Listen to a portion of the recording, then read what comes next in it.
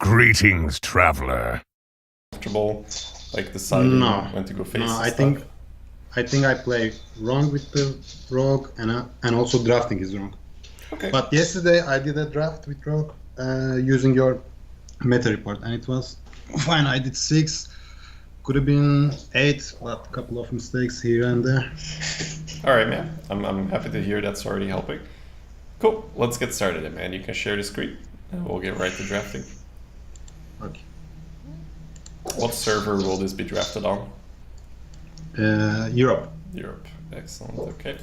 Cool. Could you get rid of the little Skype thing there on the top right? Just Sure. like exit away. Alrighty then. Well, let's rogue it up then. Okay.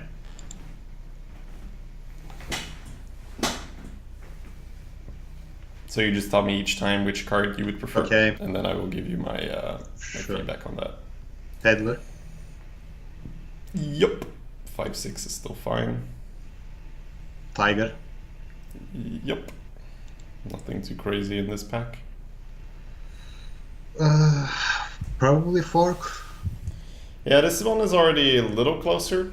I agree with the fork just because it doubles very nicely as Rage versus Mage. And I think that's where a lot of the people struggle is when they play Rogue, how to beat Mage. That's a tough matchup. And Fork's pretty good against them because later in the game, even if they kill it, you can still deal 6 with the weapon. Yeah. So far. Yep, Fork's alright.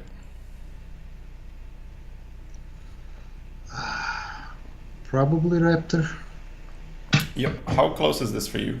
Like between the Aberrant, I assume? I think not really. Okay. Yeah, not really for me either.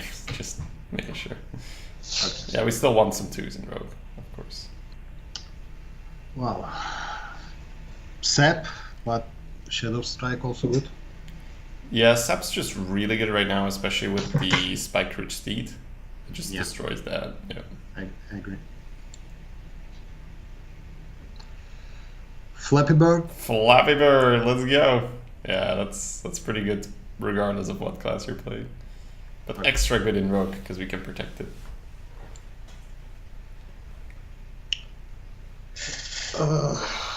Dark Creeper is good. Holding aggro, but poison also good. If I was alone, I would probably go with the poison. I agree with the poison. I think Dark Reaper loses a little bit of its punch in Rogue, right? Because you're Yeah. so good at controlling the board already. So I prefer the poison. Okay. Smith was definitely not a terrible card, but we had 2 5s. So Yeah.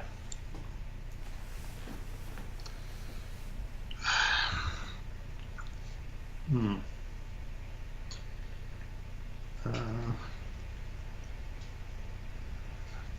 I mean, we have already 2 5 drops. Normally, I would pick double gangster, but I don't know. I think this one is getting a little closer. I think the double Yeah. gangster is fine because on turn 3 we have poison, fork, and fledgling. Yeah. Okay. Yep.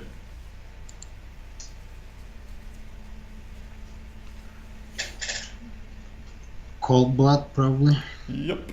Still good. Cold blood on Flappy Bird with Wind Fury. Let's go. Yeah. Blood stations. Yep. Easy.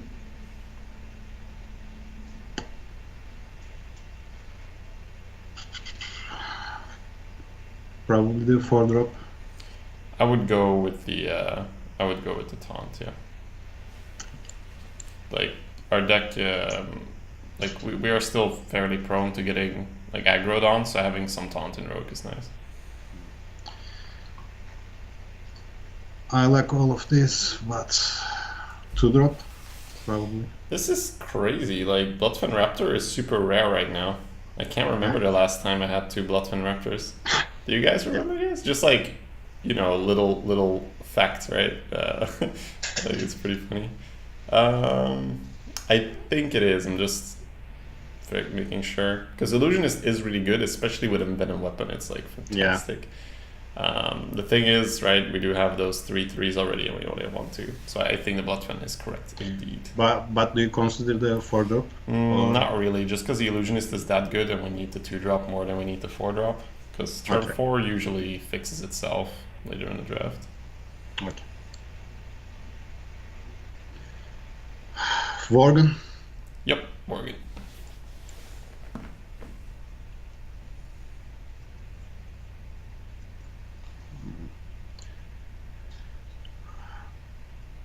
Probably Journey. I don't like the weapon that I much. think I'd just pick another Peddler here, honestly. Like, we're Really? getting a little heavier around the 5s, but we have really, really good 5s. Like, a 5/6 for 5 is still really strong. Yeah. So I would Okay. pick it over Journey. Davis? Yep.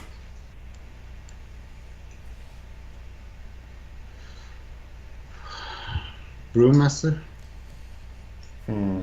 This is a little bit of a disappointing pack. Yeah. I mean, we can.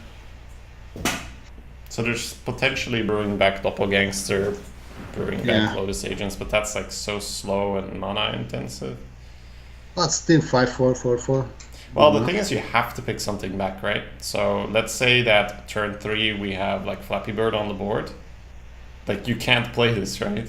Like, that's my only concern.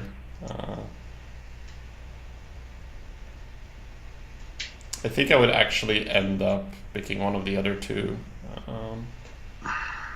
And then I would go with Swarm. Yeah, I think so too. It's a little awkward. Yeah. Yeah, Brewmaster just has such a negative impact if you have to bounce something when you don't want to. Because Sap is a good card and you've essentially then sapped your own minion, right? So, Yeah. yeah. Okay, Swarm then. Hey, Asmo, thank you so much for that host, man. Much appreciated. You guys are just walking in on a coaching session. So where Imp and I are going to be drafting a rogue. Draft is going to be a little slower as usual because we want to have that coaching vibe. But stick around, guys. You're very free to learn here as well from this session. All right, man. Let's get back to business here. What would you like here? Hallucination, probably. I think so I don't- too. Like, Coldblood's cute, but this is I like this part of the draft, right, where you already have a fairly good idea of where is it going. I don't think we can be that aggressive just because we have so many 5s. This is more of a mid-rangey push, right? So we don't have to finish it too fast because we have a lot of quality in that 5. So I agree with Hallucination for a little bit more of a later game plan potentially. Yeah. Okay. And it's golden, so we can get golden stuff. Burglar. Sun Glitters, thanks so much for the 2 months in a row. Probably the problem, well, not the problem, but the reason why Burglar got a little worse is they can play Gorlaka Crawler into it. Yeah, I know, but still. Yeah, I think I'd pick it over the mixture still. Yeah, that's fine. Hey. Probably Shiv. Not really any choice here, right? Yeah, let's go with the Shiv. Yep.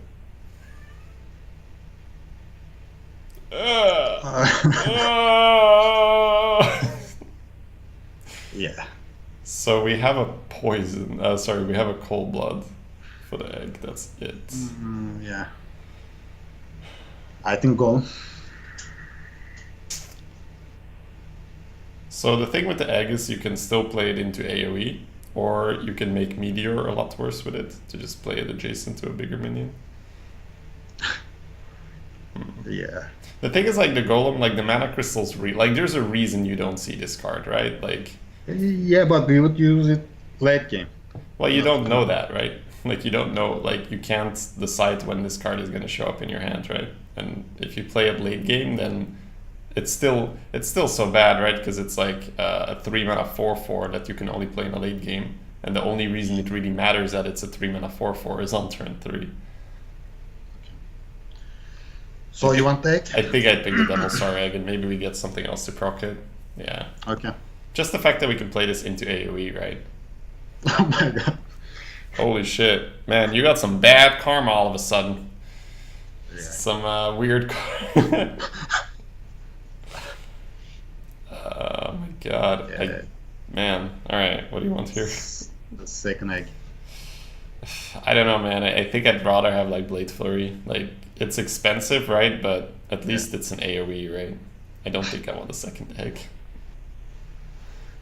Yeah, but we have only deadly poison, so.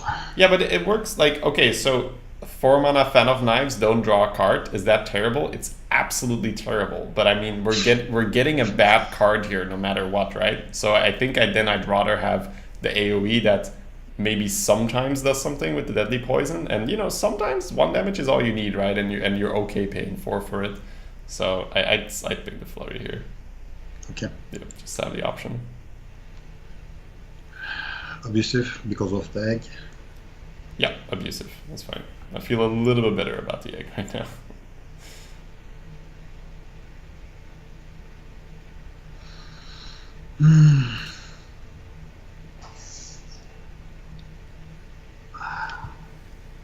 I think Iron Forge, but I think so too. This is a little tricky. Let's go with the Iron Forge. Yeah, like we have the 5s, we don't need to Dragonhawk.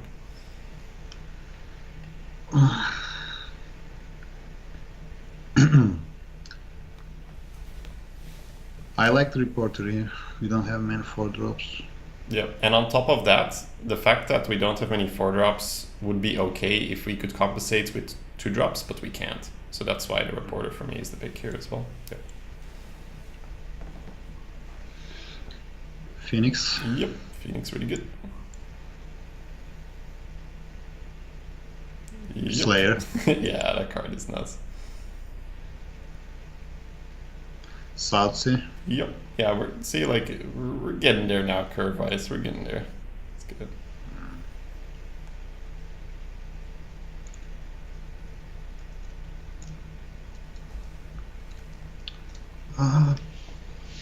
Probably Giant Mastodon, I think. So the one problem I have right now is that we don't have a big minion in our deck, which means that the chance that they're going to have their hard removal for the Mastodon is fairly high, because none of our cards really needs to get polyed or siphoned or blast crystal or whatever, right? So I think I would just go for the Gnomish, because I really appreciate card draw and discover a lot more in this meta over bigger minions. Sure. Yep. I don't want to wait until turn 9 to be able to play this. Let's see. Yeah, let's have a quick check. Cold blood. We have 2 beasts here. We have more. We have the Flappy Bird and the Tiger as well. Yeah. So nothing else. Yeah, no dragons, no murlocs. I mean, it's good, but maybe we can use the Leroy as a finisher. So where does your preference go for now? If I was alone, Leroy. It's definitely tempting. I'm just trying to figure out if we're that kind of deck, right? Yeah. I think we're actually a bit more like mid-rangey control-y, right? So I think I want the Curator as a nice top end where it's a taunt and it draws as a card. So Okay. and we don't have to wait until turn 9 to play it. Sure, can be Seer. Yeah, We just so we can pull it. Yeah, we can pull it with the Curator, right? Yep. Okie dokie.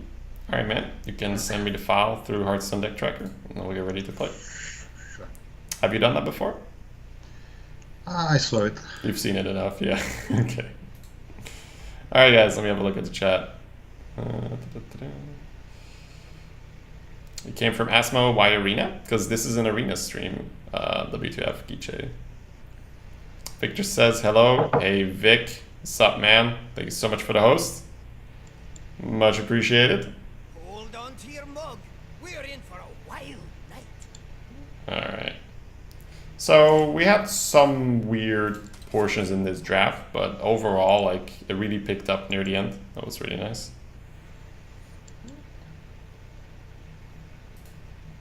Yeah, the curator made more sense for me just because of those 5s. Like, it really feels like against Mage we can jam those 5s in their face, and 5s are kind of hard to deal with for Mage because they're big enough that they don't die to AoE, and they don't really want to hard remove it every time. So that's why I really like having like ethereal peddlers and stuff. They're really nice versus Mage.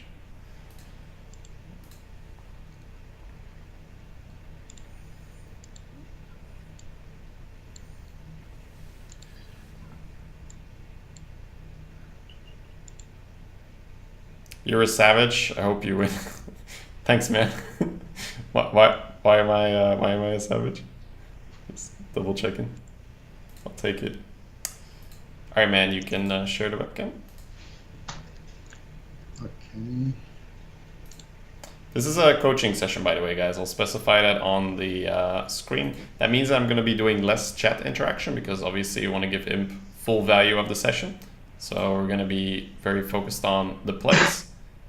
But like I said, this is also a really good opportunity for you guys because Imp's been generous enough to do this on stream. So you guys get the benefit for that for free. So it seems pretty good. So let me specify here for a sec.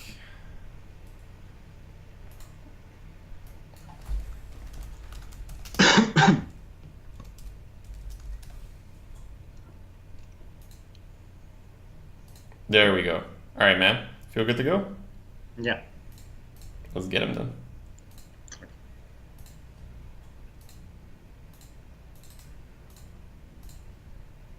Oh, do we have each other added yet? Or not yet? Yeah. You got him? All right, excellent, dude. Prepared, that's what I like, preparation.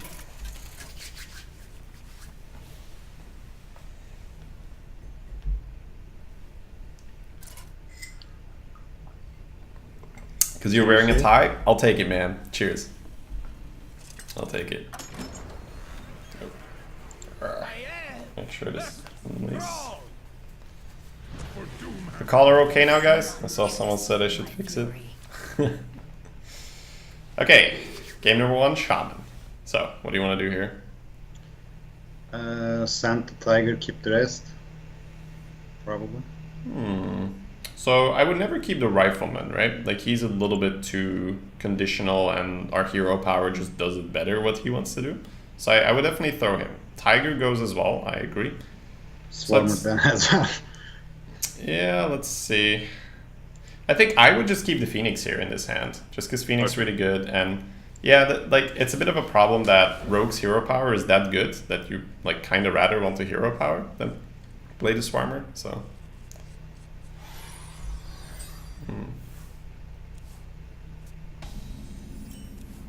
Pass. Let's have a look, right? So we do have Egg Abusive in our hand, so just quickly seeing how we can make a play for that. Pass now is fine, yep. But the thing is, like, I always try to use this extra time to just, like, figure out where are things coming out. Because you could potentially go, like, coin Egg next turn, Abusive Raptor into Phoenix, or even Dagger Abusive. Yeah, pass is fine. We'll see what he does.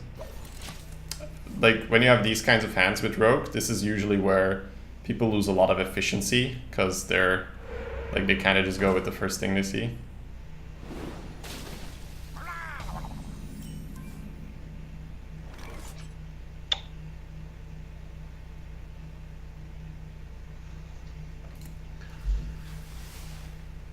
Raptor and pass. I think that's the line I want to do as well. The risky thing here is that if he has a reactive card for the Raptor, like say he has Jade Claws or something, it's going to be a really, really difficult game. The alternative is you could dagger down the 1/1, and then next turn you could coin your Fire Plume to get rid of the totem. That's a lot of investment though. Yeah. Tar Creeper is another card that's got me worried, so is the Hot Spring Guardian. Those But are all we can do Tar Creeper. Raptor plus the Phoenix. Yeah, but like I just mean the totem. I mean Raptor's fine, right? I just mean like the totem gets to keep going. So Yeah.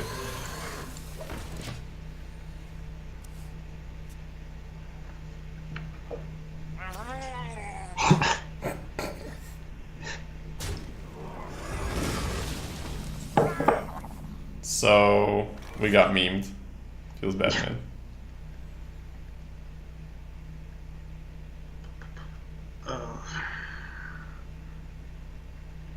Coin Phoenix, kill the 3-2. Think. Wow, this is so bad. Holy shit.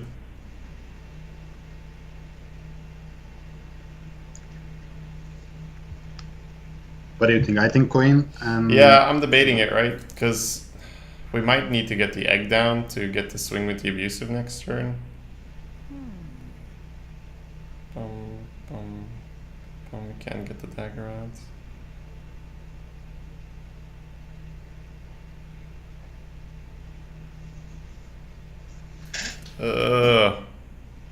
Everything's terrible. I think you play the egg. I think if you Phoenix here, it's not enough. Yeah. Like, we need pressure on the board, right? We need action. Like, I don't think the Phoenix will do. But we're getting so meme, dude. This is not fun. Like, oh my, are you fucking kidding me, dude? What the fuck is wrong with you? He's trading. Yeah, I mean, with that board, you can trade. I mean, come on, dude. This is arena. This is arena. Okay, I mean... what the fuck, dude?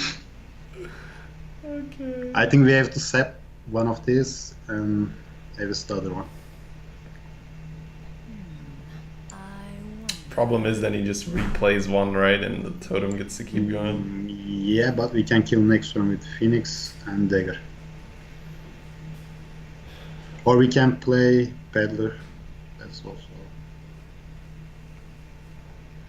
But then what? No, we're definitely sapping one war leader. I agree.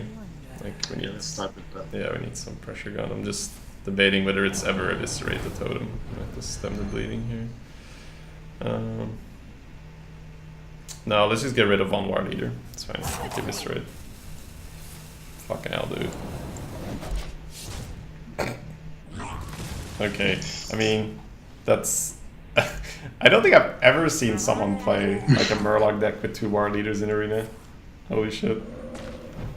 Okay, nice. So, Phoenix and Coin Dagger. To kill the other war leader, or... Yeah? Yep.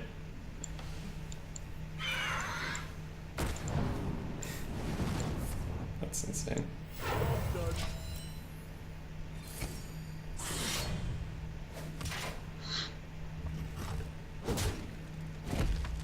I think if you go for Jade Swarm or Abyss last turn, Nordic, instead of Sap, like, first of all, you let him just develop his 5 rather than replaying his 3-3, and you just take so much damage, right?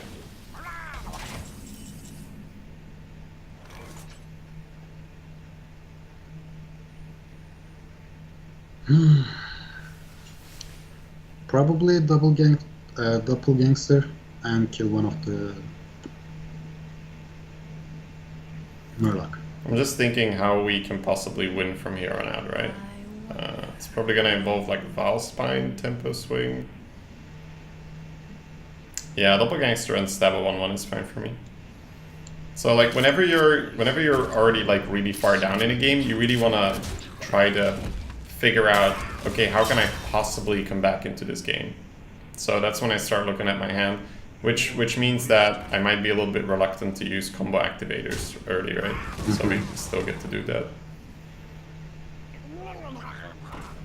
Actual Murloc deck, dude. If we get Corrupted Seer here, maybe. Actually, no, he's got Murlocs. Too good.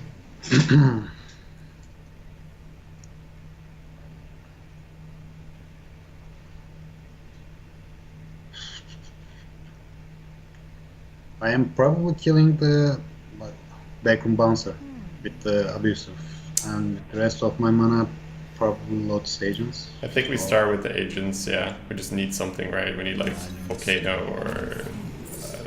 Hex. Let's have a look. Can't cast it this turn, that's fine. Yeah, I would just pick the Hex and then we Sergeant and kill off the backroom master. That's pretty nice.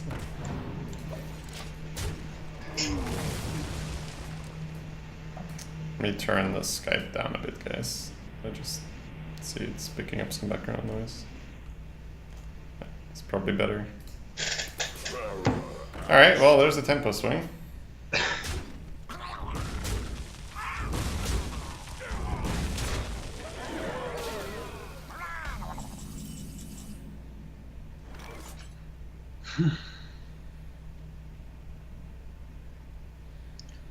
So we are hexing this, that's for sure. Yeah, but Peddler discounts your Hex, right? Oh, that's right. So Peddler, Hex, and Well, let's start with Peddler. Peddler's happening, and then we can still see. Because we might want to get rid of, say for instance, the 1-1 before we Hex, but... Yeah, I think I would dagger the 1-1 first, right? And then Hex the big boy.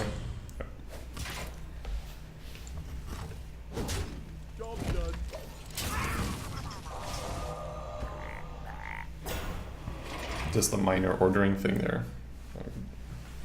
yeah. Ah, holy shit, dude.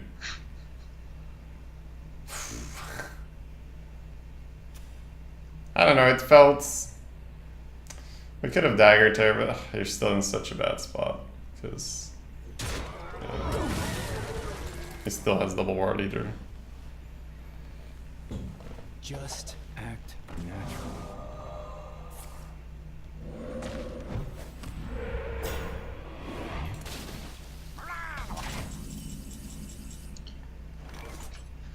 Let's go.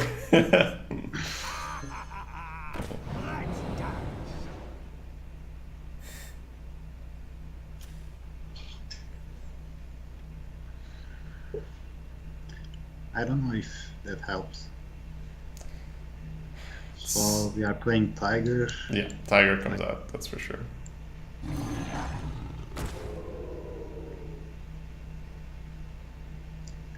Uh, So what else is definitely happening this turn? I think I'm killing this frog. Yeah, kill Maybe- the frog with face. I'm also playing Jade Stormer. I think I'd play the Worgen just for like more damage, Quickly. so we can get through the taunt totem. I mean,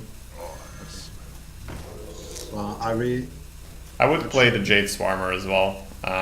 I was debating on her chucking the totem, but at this point I don't think it's good enough.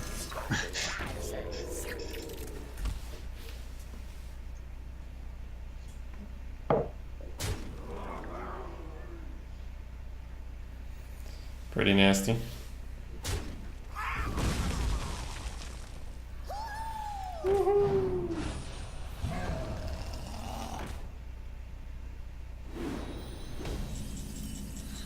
Let's go. Alright, let's keep going.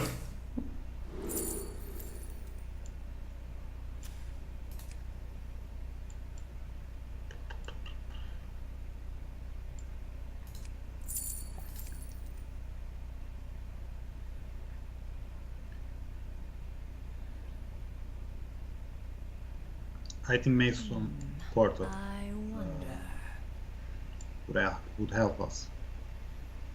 So, just thinking if we get the Flame Tongue, how do we deal? Can we deal with this? Boop. We have 4, so... I wonder. I think we need the Flame Tongue instead, just because we can do more then. Yep. Quickly. And then place the Flame Tongue between the Worgen and the Tiger. Okay. Earth Shock the Taunt Totem. Put the 7-5 into the 2-6. And put the 4-1 and the Swarmer into the 5-7. Yep. And then dagger down the 1-1. Okay, yeah, that was just like difficult in terms of planning that out. I think this gives you more, because if you go for the Maelstrom, you're sacking off your Tiger. Yeah. I think this works out slightly better. Lava burst. Oh my god, dude. This guy's deck. Like, holy shit.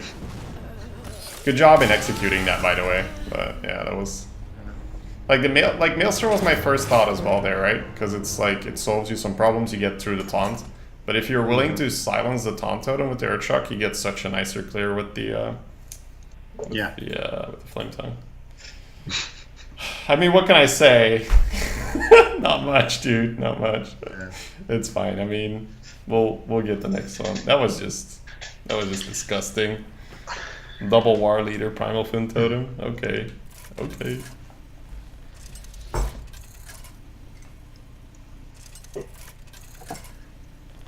That was normal 0-0 match for me. Yeah, just run of the mill, business as usual. Alright.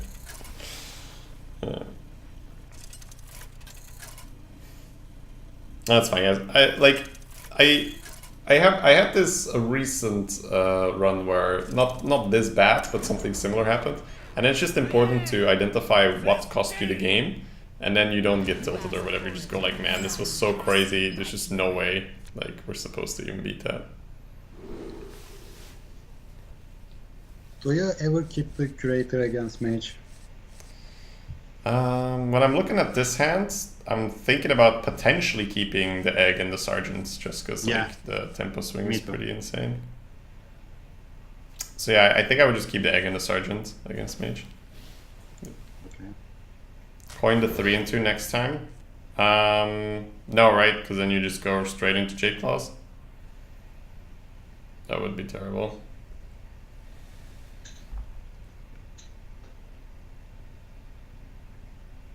It's also like the Devil Sorek is pretty good.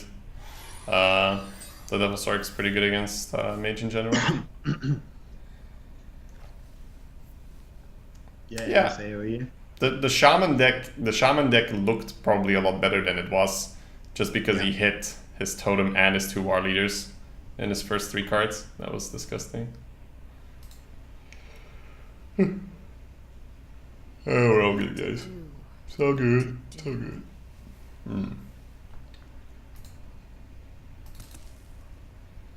Hey, fix the tie, please.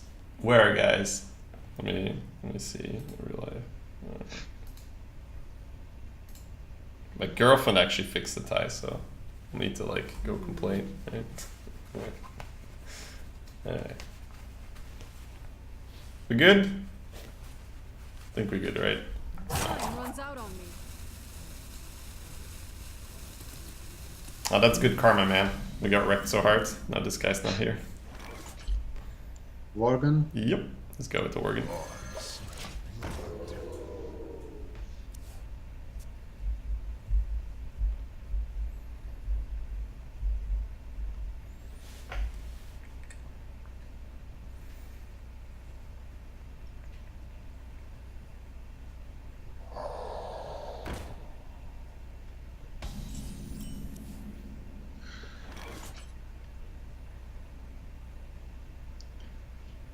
Coin Egg.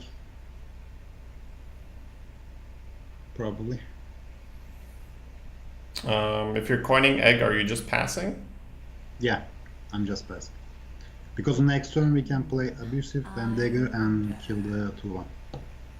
Yeah, Probably. the only thing where that doesn't work is if he doesn't play 3 power here, right? Like if he plays a secret, or if he like just do something else, so that's where it gets a little scary. If we just dagger, however, no. I like coin Egg and pass. Yeah, agree.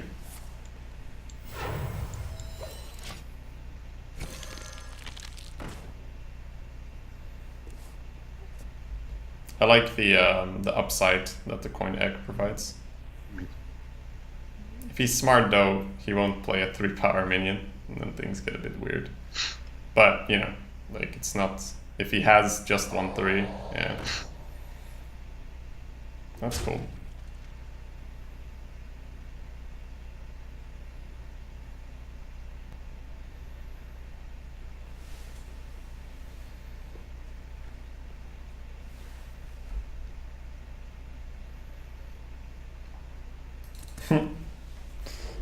It's debating whether he should pass or wait until the rope hits.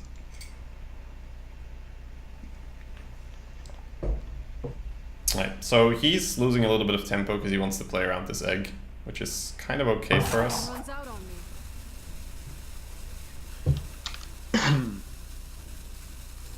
But what are we doing?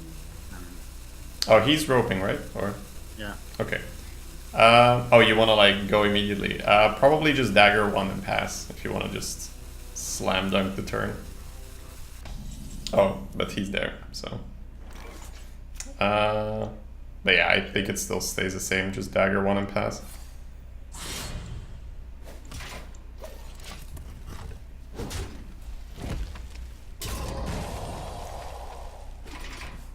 Like this hand is really explosive. It's just like we just need the good the proper conditions on the board, and you can get such insane tempo with your egg getting procced, a good sap or a good Valspine. Like this hand has so much potential to suddenly just blow him out of the water. That'd be nice. I think he just like passed right before the end of the rope. That's fine. It's all good. Haha, a 3 power minion, you fool. It's played right into our trap. Oh wow. Okay. So.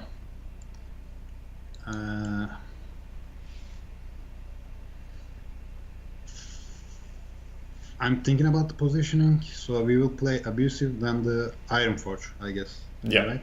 Which means that the abusive, where does it go? To the right. In the middle. And then you buff the egg, put the egg into the 3/3. And then you put the rifleman on the very far. Put the rifleman on the very far left, shooting the 3/1. And then face into the 2/1. And then I would go face with the Worgen, because you can already ping the 1/1 anyway. Yeah. So the reason why we position it like this is then the 2/2 and the 5/5 are spread out for coin. You could also put the 2/1 and the 2/2 spread out, but I don't know. In general, I prefer to just get the higher priority minions on the edges, because he can ping this Worgen whenever he wants. But if the 2/2 gets coned, then he can also ping that whenever he wants. He would probably still cone just the Worgen anyway, so that's fine. But then our 5/5 gets to go face.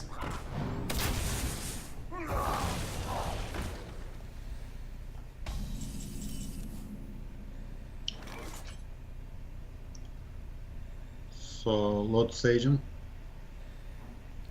Yep, Lotus Agents is fine for me. Balance in all things.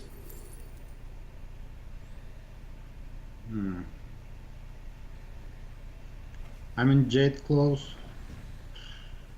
As a rogue, it's a little less amazing, right? Because we can just dagger rebel. We can take the shield for draw, maybe.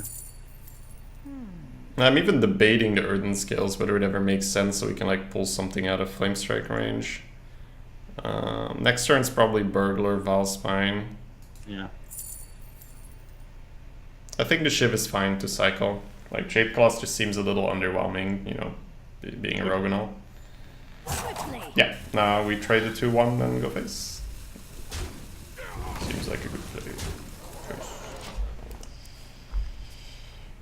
Yeah, that was probably one of the more tougher decisions. I think just getting the cycle out of the Shiv is probably better than picking up Jade Claws. If anything, the Earthen Scales was kind of interesting, because he might put something on 1 HP and then have the idea, oh, I can just ping this off next turn, and then the Earthen Scales really blows that out of the water, so that was why I was debating it.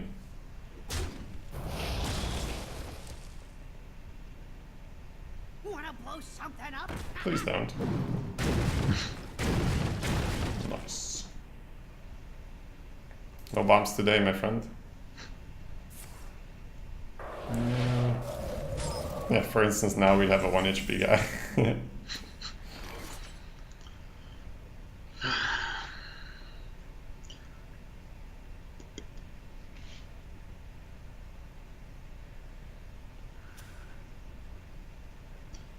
we can, I mean, either Shiv, Dagger, and Swarmer, or Burglar, then Slayer. So what would you like more? I think I like to save the Wild Spine. It's not so much about saving the Valspine, it's about, I'm kind of scared about Flame Strike right now. So I would just ship his guy indeed. Just like take the slightly slower approach. Nice. Yep, now we just play the Swarmer in the middle. So this means we get a whole lot less pressure on the board, but we can react to anything he plays, Yeah. so it's not that bad. I just need to land those peddlers, right? Like the Flame Strike resistant minions. That'd be nice.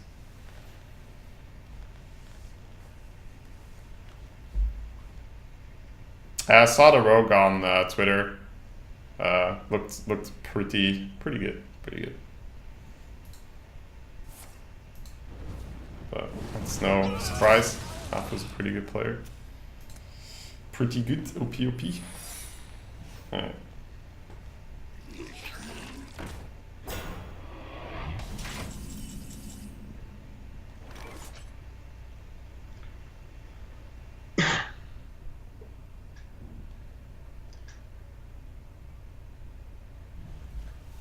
I think we are trading and drawing.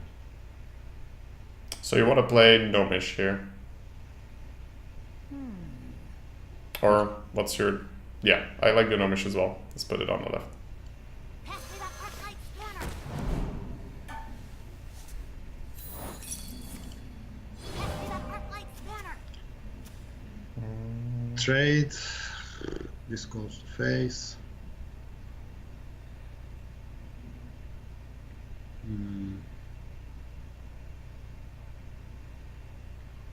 And Raptor probably.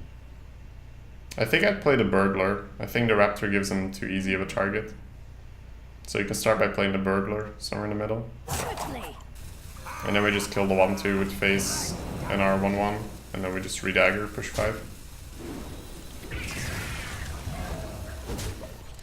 I don't want to trade this because 5 is a lot, and if he's got Blizzard, that's kind of the trade he makes anyway.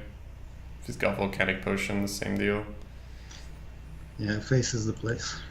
Yeah, I guess Mage, very face oriented. Because you could trade and develop Raptor, but then once again you like really overextend. So Burgling first should have happened there, right?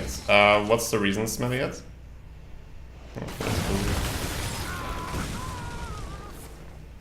Like, what if we Gnomish into Vicious Fledgling or something, right? And we don't want to Burgle.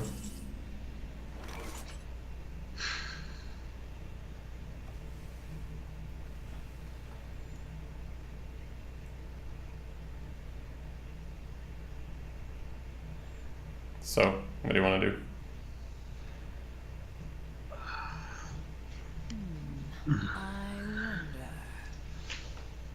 I mean, I can play Shiv and hope for a bigger drop.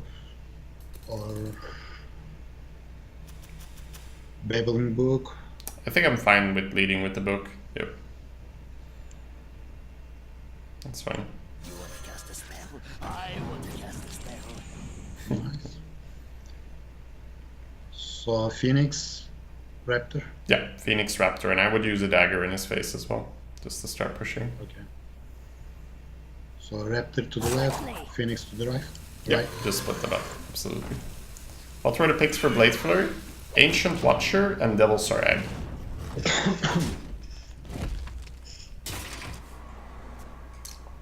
Oh, someone asked for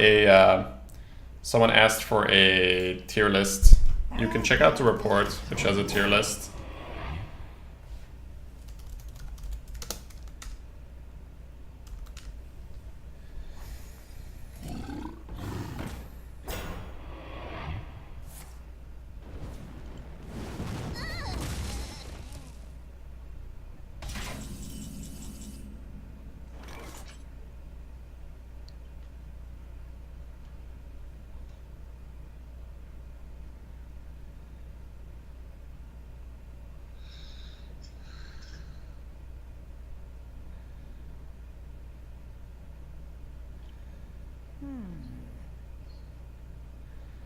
Probably Flame Strike. Shiv and dagger up. Kill this dude, then go face. Next one we can dead the poison. Yeah, the other one would be to use your Sap and Valspine Yeah. to go get him. I think the Flame Strike is fair. Let's start with shivving the 2/6. Yep.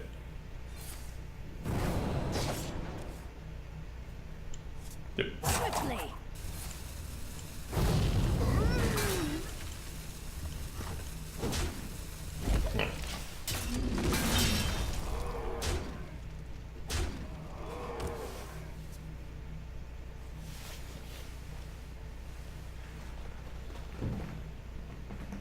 No, there's no lethal there, guys. There's no lethal.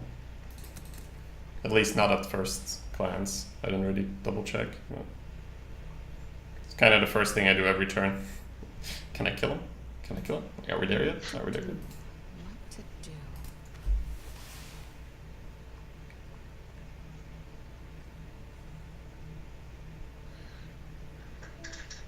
Yeah, in general, the Flame Strike will be less valuable than the single target removal. But like, if we were able to push more damage, like you preserve your Shiv, right, if you go for the single target removals, but then, you know, all he needs is like a Mastodon or whatever, and then you're like really sad. So I really agree with this. Alright, GG. Nice. Yeah, I didn't play 2 war leaders. It's good. Oh my god. Disgusting. Yeah.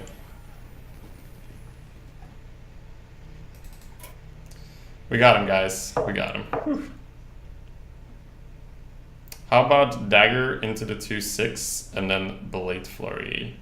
You mean dagger up, poison, hit, and then flurry? Rafters? Or I prefer, if that's your play, I prefer to keep the poison for reach, because Flame Strike doesn't go face. So I prefer to use the Flame Strike there. But if we do that and then he clears our board, then what? Yeah, the poison felt better for just being able to hit him in the face later on. Just for reach. Escape my fury.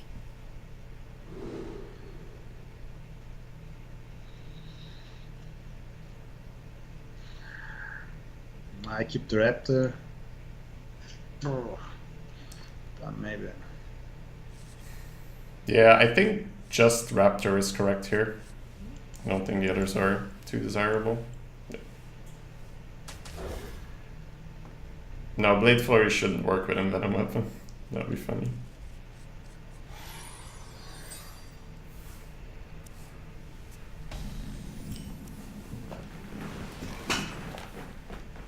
Pass.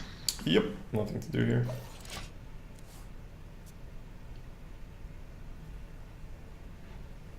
Especially against rogues, I'm not too, like, impatient to go get him.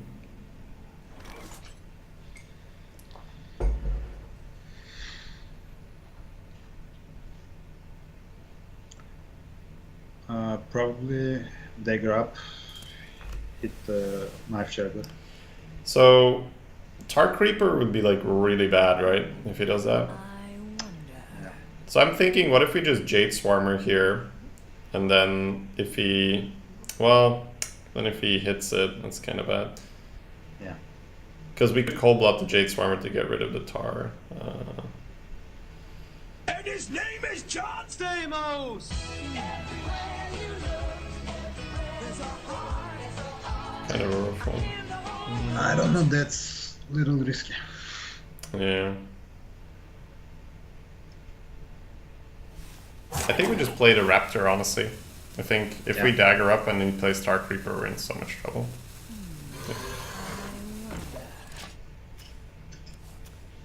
Cannibal Andy, thank you so much for the 24 months, man. 2 years on the dot. Awesome. Much appreciated. Thanks for the support. Okay, that worked out okay-ish. Nothing too crazy. Oh. Fork is fine, or we can play Raptor and the Swarm.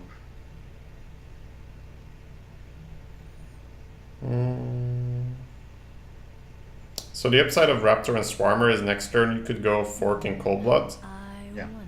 If you go Fork now and he deals with the Fork, you can... Or even if he plays a Taunt, you can still Cold Blood and then Fork. So I think just Fork is probably slightly better. I don't think we need to overreact here. Time to die.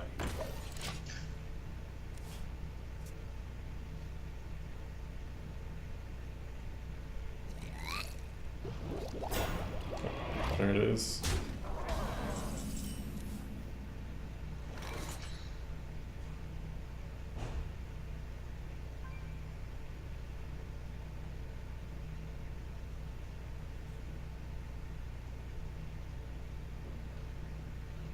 So what's your instinctive play here? Think.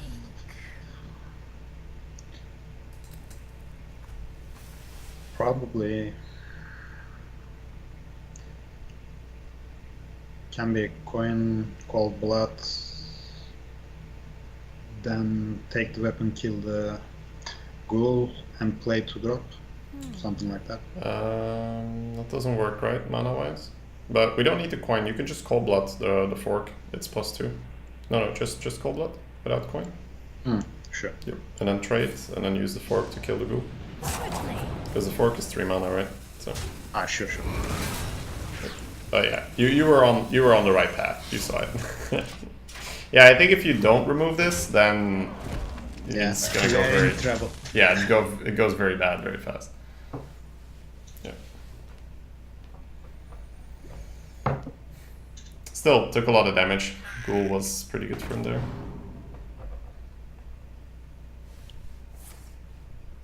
Well, he's definitely okay with that. Just wants us to take deeps. Sure.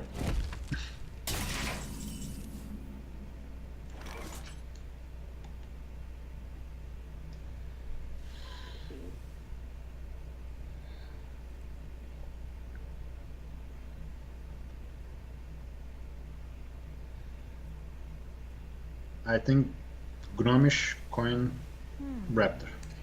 Yeah, the only thing where that becomes a bit weird is next turn, right? Where we can't play Curator. We don't really want to. I think Gnomish is fine. Yeah, let's start with that. Pass me that Arclight spanner. Sure.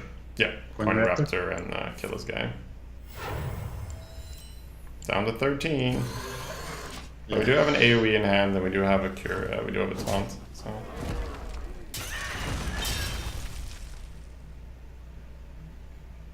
And we're on the board, so yeah, lots of damage dealt there.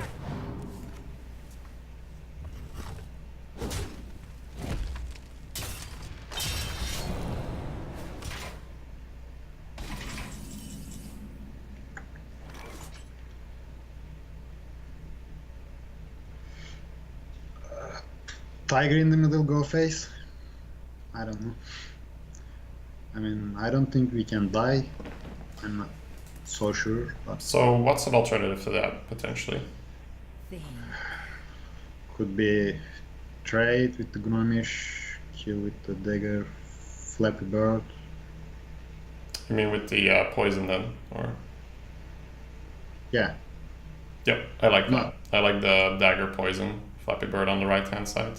Use the Gnomish in the face to kill it, face for 3. That gives us more pressure on the board, and then we get to taunt and hide the fledgling behind the taunt. yeah. So the previous play there, and this is I think a flaw in your reasoning, is you're just saying like, okay, like we can't die, and I mean maybe with some crazy cold blood play, right, he can kill you, but I agree, in most cases you don't die. But I mean he's not dead next turn either, right? So I mean the fact that he doesn't kill us this turn doesn't really matter, because I mean like he doesn't need to, like he has more than one turn to kill us. So I feel like just removing his board seemed better. Sure. I mean, it just feels like you are wasting some damage, so... Oh, in killing that, yeah, but it means that your 3/2 stays alive, right? Because otherwise he could just kill that with his 2/4. Okay, so Tiger, go face. I actually Yeah, like the so- Curator because he has the Assassin's Blade. so I like to protect our guy. If he has Envenom, it kind of sucks, but we can't play Curator plus Sap next turn, and we could play Tiger plus Sap next turn. So I think that getting the Curator out of our hands makes more sense. Okay. Yep. So we'll put that on the right hand side. Oh, that's fine. Actually, it's not. The trail's a lot better. It's fine. Just thinking whether we. Okay, never mind. I'm just seeing whether our face was gonna go face as well, but I don't think it matters here, right? 10, 12. No, should be fine. It's all good. That's why I like to stream these sessions, by the way, because then you have the recording to look back on. Like, because a lot of the time, it's a lot easier when you're not playing yourself and you can just like look back.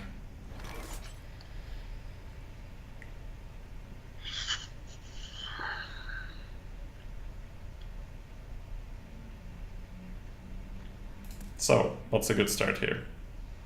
Burglar. Yeah, let's play him somewhere in the middle. That's fine. Thing. Okay. Maybe we can set this, but I don't know if it's necessary. And Tiger as well. Yeah, I would sap the 3-5. I think it's a good sap. Yeah. And then Tiger. Let's see, where would you play the Tiger? To the right. So look. I think, yeah, between the 1-1 and the 2-2 is fine. And then the 2-2 kills the 1-1. And then we push all face, including face. Yeah. So the reason here for taking that trade is it becomes a lot harder for him. Yep, just face. Yep. Yeah, we just try to kill him next turn, right? So the reason we take that trade is it becomes a lot harder for him to do stuff. It becomes a lot harder to buff stuff and get more things done. Engaging No. into Okay. this locator. Would have been pretty pissed. Yeah, he steals a taunt. Alright, Well GG. played. We got him. Oh.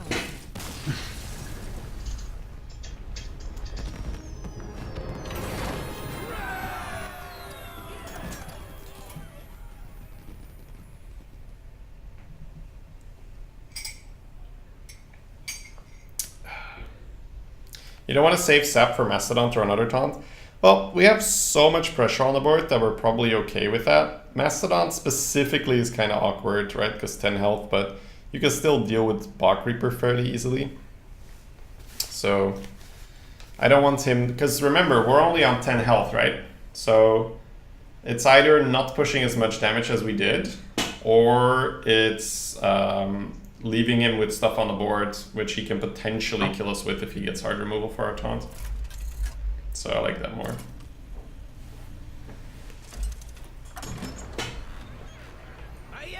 Whoa, warrior. Okay. A rare warrior. None can escape my fury.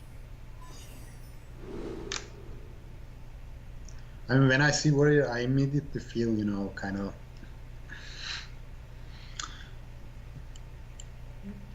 Kind of. They have probably good deck, I start thinking like that, but Well, I mean, it's 2-1, right? So let's see. yeah. So I keep the Raptors. Why do we keep both?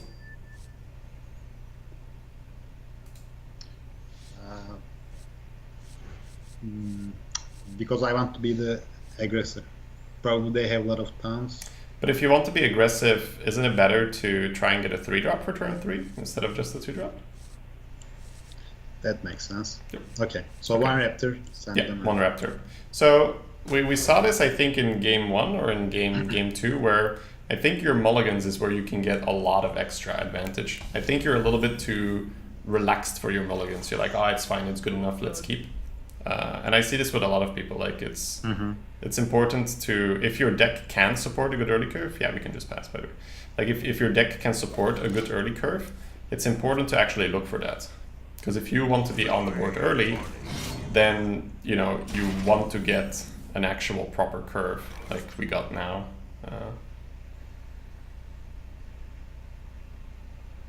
Swarmer, probably.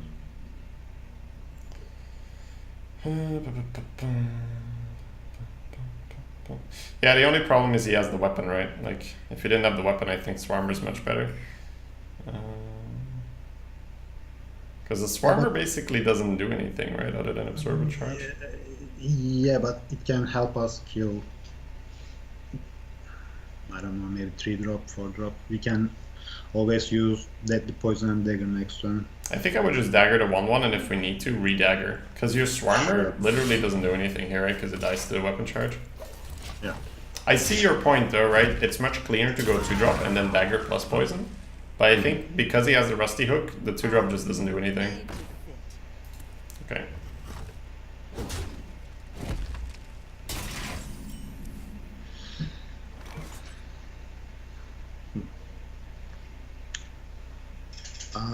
Do we ever play the egg here? Yeah, there's some options. We're probably gonna play Squid Face next turn, so I just want to see if there's any world where it's just like hit face, redagger, poison, or something weird. So there's 2 activators for the egg.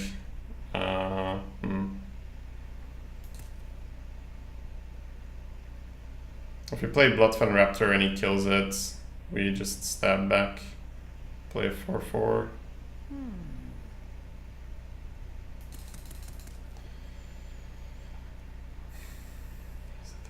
So taunt is annoying, right? That's basically what I'm debating here. I think it is Bloodfed Raptor and face into the 1/4 preemptively. Because I think if you play the egg and he taunts, then your 4/4 won't kill the 1/4. So I would play the Raptor and just stab the 1/4. Yeah, but then if he plays taunt. That's fine, but you want to stab it, right? Because if he plays taunt, then like he will kill your Raptor if you don't stab, right? And then protect the Armorsmith with taunt. That's the whole point of the preemptive stab. So he can't get away with killing your Raptor for free. Pass me that arc light spear. Okay.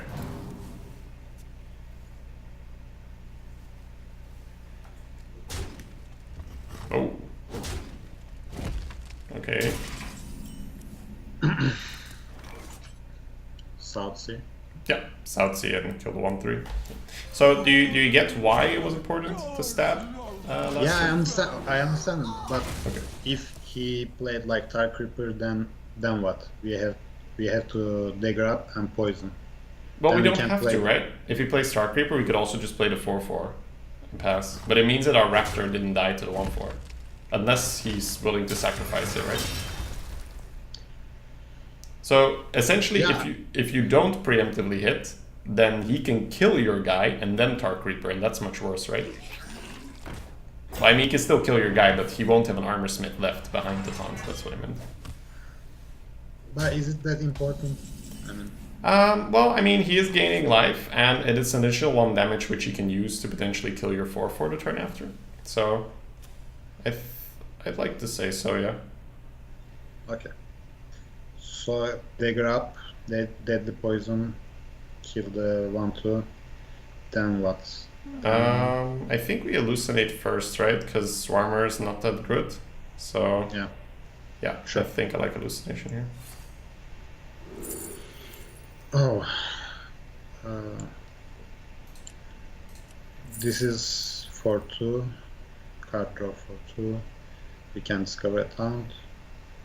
I think I like Battle Rage here. Yeah, I like Battle Rage as well. Okay. Yeah, So dagger and up. then Dagger Deadly, face the guy, kill the 2/4, play the Worgen. And then next turn we could potentially go Peddler, Battle Rage for 2. Let's see.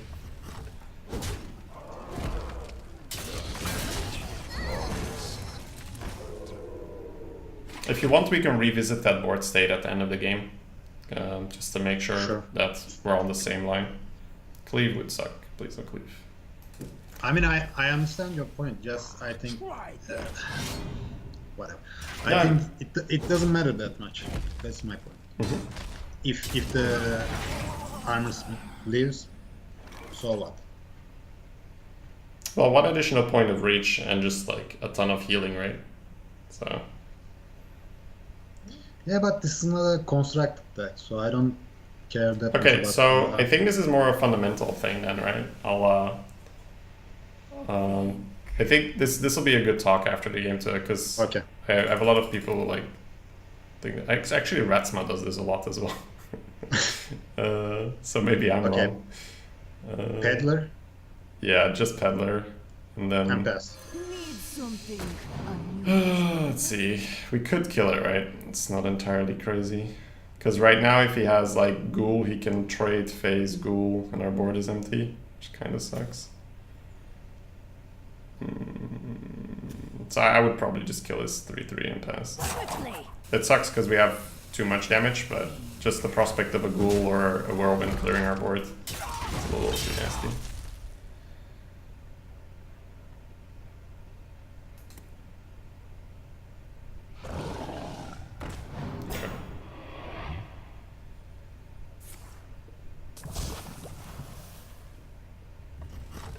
Oh, I forget that it only gets adept once.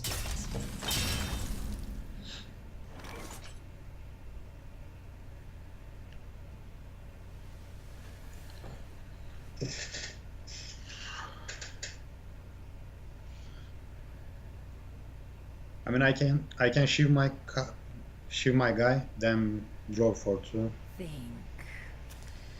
It's definitely an option. Just seeing what the other one is. We'd still be able to play Valspine if we hit it, which is pretty insane. Yeah. Let's start with that. It's pretty crazy. I like it, yeah. Shiv your own guy. I was debating this, but I was like, some hits we could get. Yeah. Hey. Feels Sep good, is man. fine. Yeah, Sap's amazing here. And fork. Yeah, and I would reveal it all. Like, reveal the Worgen and go phase. Okay. The next level plays, I like it. I like it when the cute play works. Rewarded for fate, guys. It's not a Valspine, but we'll take it. Absolutely take it. Yeah, Peddler is such a nasty card if it gets to do its thing. Okay, back to poisons.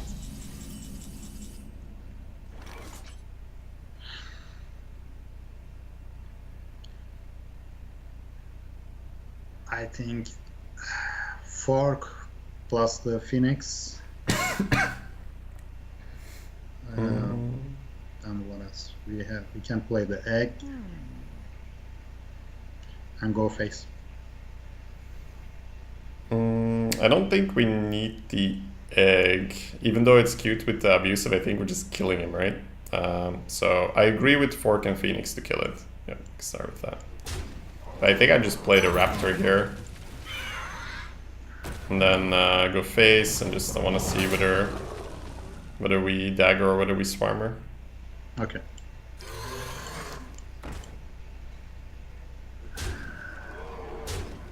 So next turn we have the Fork.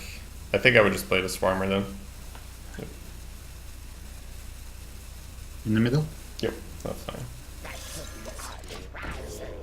I guess if it's not against a class with Betrayal or something, maybe on an edge is better. Because last time we got Flame Tongue Totem, right? Like, this would be kind of weird. But I don't think it really matters too much. So we see that. Abusive. Abusive.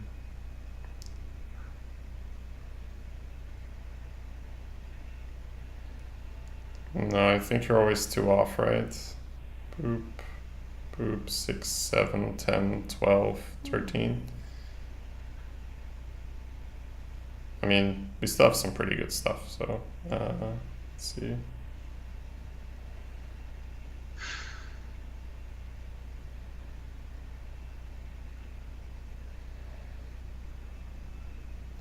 I think I would rather abusive the 3-2 to kill this engine to keep our 5-5 out of Sleep with the Fishes range.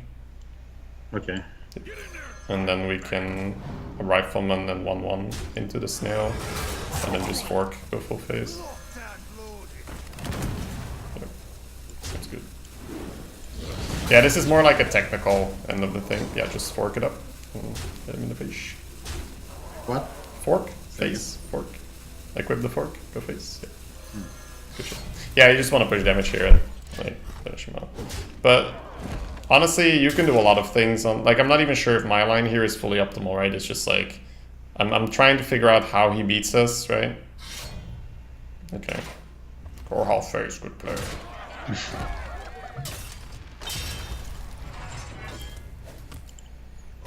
Alright, so let's talk about that one turn, right? So fundamentally, I agree that if he plays a taunt and if the armor smith lives, that is not the end of the world.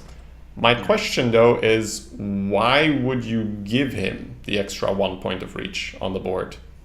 So what was the alternative to the play? Do you remember what you wanted to do instead of preemptively hitting the armor smith? I was thinking maybe we can save the dagger and poison next turn, I guess. That was the play. We could kill with the poison. Or you were plus also maybe afraid that the 4/4, if he would kill it, we wouldn't get our buff on the weapon charge. Because that was a potential punish, right? You use the weapon charge, and then you play the 4/4, and then if it dies. So that is a potential downside. However, I don't think it's super likely, seeing as, you know, Death Spite's no longer in the game. So him just coming out of the gate with 4 damage, that's unlikely, right? To just kill your 4/4. But I just feel like, and I had this talk with Ratsma as well a long time ago, where he just goes like, yeah, but it's okay if he does that. But I'm like, yeah, I get that we can kind of deal with it, but why would you give him something extra? That's usually like my reasoning. Like, it's like, I get that we're probably still fine, but why? Because if he gets lucky then afterwards, then maybe that 1 point of reach on the board may be the decider. Like, let's say that he had, but what does he have? Like, boop, boop. Like, he has that 1/1 on the board, and then later on, because that 1/1 is there, he's gained like, what, 3 health, and he gets like abusive that 1/1, and then suddenly, like in the later stages, we're like both 3 damage of lethal, and he was able to get a better board positioning because he still had a 1/1. So, it's cool. Yeah. All right, good to go. Yep. And those are little things, right? But you know, if you want to push to, because you're already a good player, right? You're between 5 and 6. That's far above average. If you want to push for that 7, you really need to gather like all the little things you can on your side, especially with Rogue. Rogue is such a precision class because it's so tempo oriented. There's very little room for waste, I'll call it. Like, we can't waste a lot of things when playing Rogue. None can escape my fury.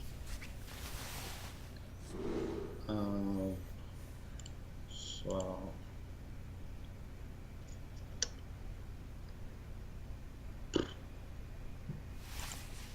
I would probably send them all. I would Maybe. keep the bird just because it's ridiculous, Yeah. right? We could just like potentially win the game if he has a bad start. Okay. Yeah, but yeah, the rest I would throw away. Oh, that's not great. And looks like he's got a 1. Firefly.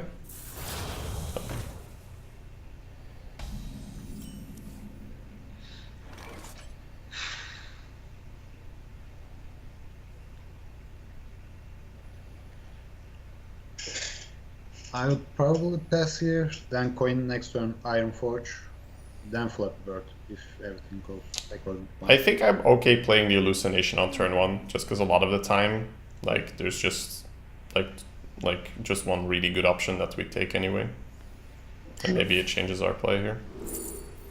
Lotus. Yeah, like this, right? We would never pick the other guys. So yeah, let's pick Lotus. It's fine. Okay. Yep. Why do you not keep Eviscerate with the coin? Because that's not what we're aiming to do. If you keep Eviscerate with coin, you're aiming to be defensive and use Eviscerate to clear stuff early. Our aim, especially with the bird, is to be aggressive on the board development. So instead of that Eviscerate, we would much rather have, say, a 1-drop or a 2-drop. So we can be aggressive, proactive on the board and push. If you're keeping Eviscerate, it's kind of like a self-fulfilling prophecy. You keep the Eviscerate, you have less chance to hit your curve, you have more chance to need the Eviscerate. So your behavior gets reinforced because you're like, see, I kept the Eviscerate and it was useful because I fell behind on board. But the reason you fell behind on board is because you didn't look for curve. So that's kind of weird how that plays out. So I rarely keep Eviscerate. Like maybe if my deck is like super control and I'm against the hunter or something, maybe. But most of the time we want to be the more aggressive person on the board.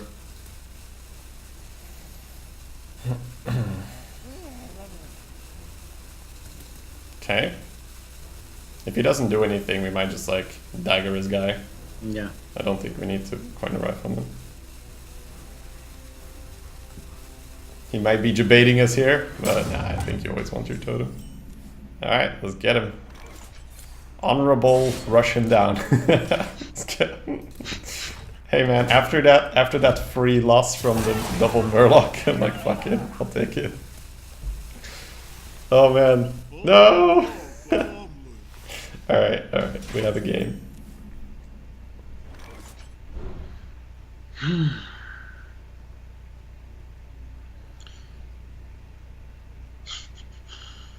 I mean, I like to play the bird, but I'm afraid.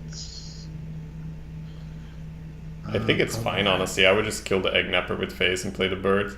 And if he like plays a taunt here, you can just coin Valspine. That's super disgusting. Next turn he has this new card. Well, what's Tidal Search? I mean, if he uses his entire turn 4 to kill our turn 3, we're like, Yeah, whatever, fine. right? It's fine. Yeah. This is why Vicious Fledgling is so good. It's still just a 3-drop.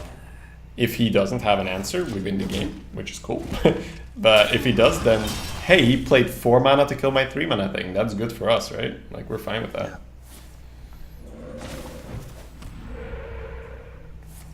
Yeah, I just, oh man, like, he uses entire turn 4, and he's overloaded into turn 5. That's how good Fledgling is. So good.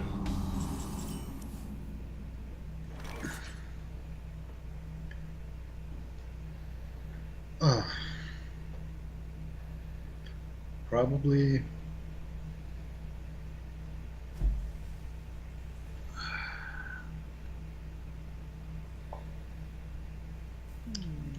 I wonder. We're playing 5-drop, that's for sure. Which one? Yeah, so one thought here is that you could potentially not do it because you then lose your activator for the Valspine, but I agree with this hand we need to play a 5. So which 5 feels best here for you? Like, do you have 2 guys you're debating between? Yeah, Tiger and the Doppelgangster. Alright, so my instant response would be Doppelgangster, just because it matches up with the board a lot better right now. Plus, if he wants to AoE, it's only 1 card, that's fine for us. Okay. Yep. Very nice. Got a Moise. Good. Alright, that's fine.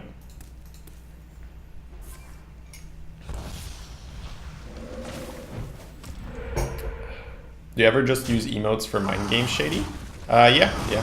Mostly when my opponent is not sure whether he wants to make a play. And then when he's about to make the right play, I emote thank you. And then they sometimes don't do it because they think it's good for me. it's hilarious. Alright. Cool. Next turn. So, Tiger, trade. Let's see. Alternative would be like a 3 and a dagger potentially, right? To get rid of the runt. Yeah. Next turn we could potentially 4 and dagger. Could play the 3. So yeah, we definitely don't want to like play Lotus Agents or something because that would be like terrible on the board. Plus he could Fire Rally. Yeah, I'm okay with Tiger. Let's put him on an edge. I don't think he needs to be in the middle. Yeah, and then kill the things.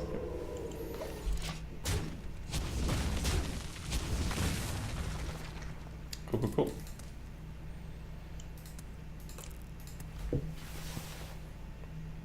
I don't think Imp is like or whatever you say, like resistant to like learning or new information or whatever. I think he's just making sure that whatever I say that he just doesn't blindly accept it, and I think that's good, right? If you want to learn, you need to make sure you're actively learning, right? Not just like saying yes and do it. So I'd much rather have someone who double checks everything, make sure he's got it. All right, let's look at this turn. I wonder.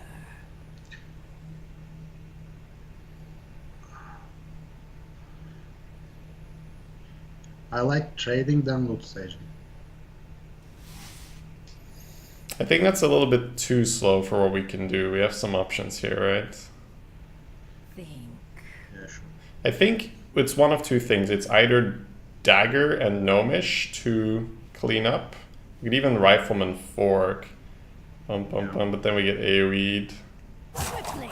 Let's play Rifleman on the 3-1. Okay. And then eviscerate the 4-4. And then put the 2 into the totem and push 5. Yeah.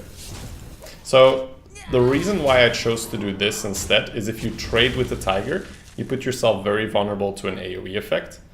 Because you have Lotus Agents, which is a 5-3, you have a 5-1 on your Tiger, and you have a 2-1 Doppelgangster, which then... Oh no, you're trading the Doppelgangster off into the little guy probably, right? Yeah. Still, I mean, that's just like a much weaker board than what we have now, right? A 5-5, a 2-1, and a 2-2. Instead of a 5-3 and a 5-1. Yeah. Yeah. That's right. And we get to push 5 face on top of that, which is cool. Face is good. Face is good. Okay, there's the Fire Rally. We denied him last turn.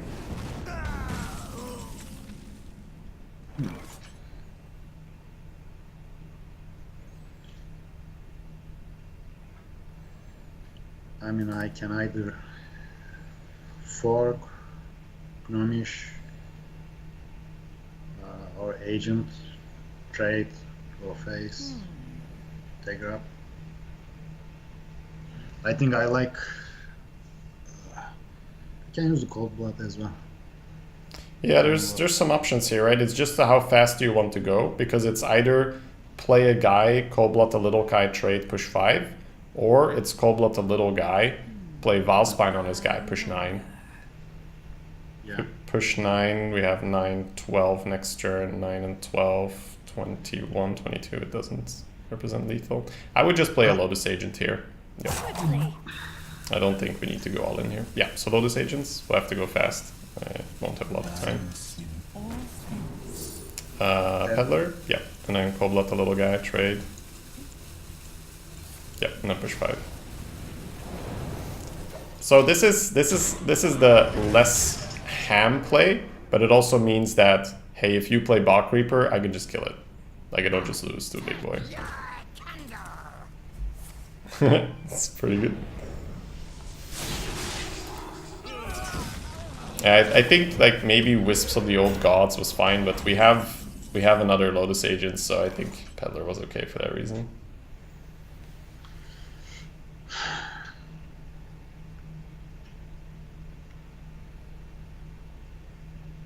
Again, Lotus Agents. Yup, I'm okay with another Lotus Agents. Balance in all things.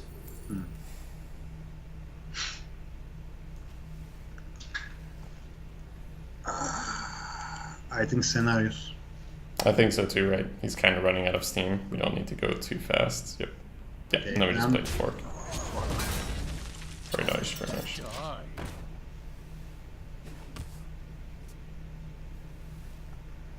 The weak slit is good for drugging.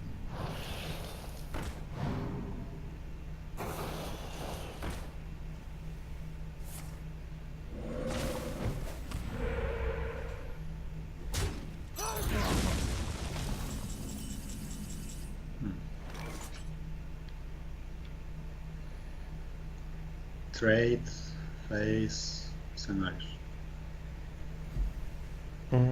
Yeah, I'm just like going over the alternatives, right? If there's anything fun we're missing out on. Trade phase scenarios. Once again, AoE becomes kind of a problem. Yeah. So how can we potentially lose here? Potentially lose the volcano, right? But I think we can come back from that. Well, after Volcano, what we can play? 5-2. Yeah, basically what I'm saying is I'm not sure if I want to jam the scenarios into the volcano. 2, 10, 12, bump, bump. I think I would start off with the Gnomish Inventor. I think we're fine. I would just play Gnomish and Peddler, because the Peddler will discount the scenarios as well, which means we get some sweet shit. Yep, and then Peddler, 5-5 into 3-5. I would just go face, yep. So what you have now is, if you Volcano, he still clears, but you haven't invested your scenarios into the board. And with the egg, we could even go for some cute, like buff the egg strategy or something. Yeah.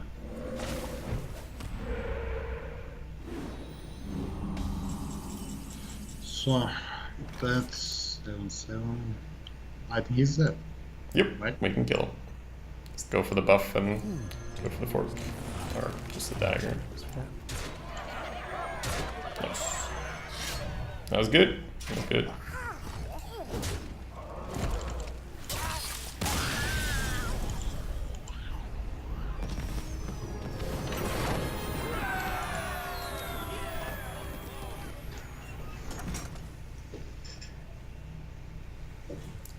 So yeah, that's probably like the main point for now, like your mulligan. I think you need to be a lot more careful with your mulliganing. Yeah. I think that's such an underrated aspect, right? Like people, I agree.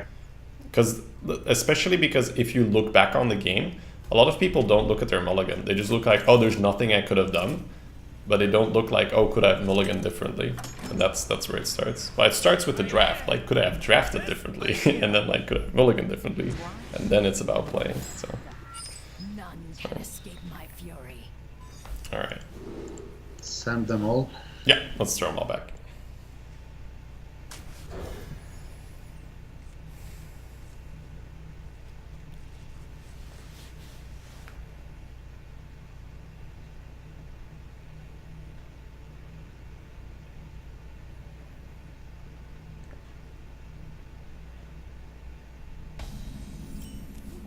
Man, these raptors. Endangered species, guys. Bloodfin raptors, river crocs, yetis. You don't see those cards anymore. So unlikely to get them in the draft now. Okay. I don't think you just coin the other guy here. That would seem wasteful. Almost 1k viewers? Yeah, like we had 1k earlier, Zero. Asmo just dropped the host. Very generous of him. He's the man. Love me some Asmo. Cup of pride. Alright.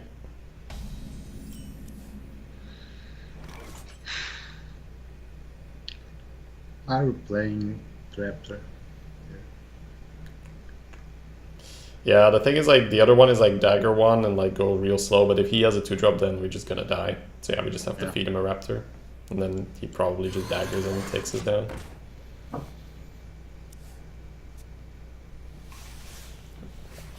Do coaching sessions get added to the average? Yes. Coaching sessions do, mission runs don't.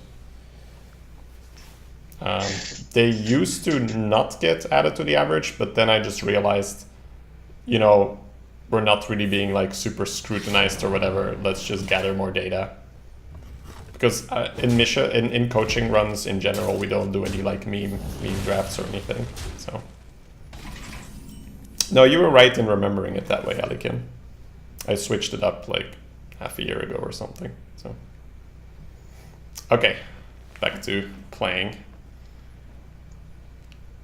Well, if we play the Raptor again, he will kill for free, so I would dagger up. Yeah, and I would just hit the 1/2 here, so we can take it out next turn. Because we I need agree, yeah. Yeah, we need a play for next turn, right? So next turn we could potentially Raptor Dagger now. But you see the difference between daggering up now and playing the Raptor last turn? 'Cause if you play it last turn, just dagger, he could just like get some really good effect.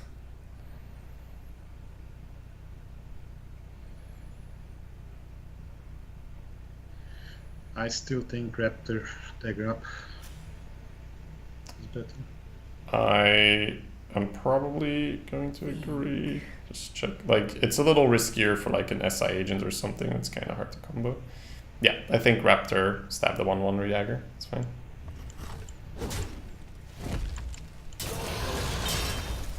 He gets to keep his weapon charge as well. Like, he doesn't need to invest it, but we get a weapon charge. And we potentially get the taunt later on, so I'm okay with this.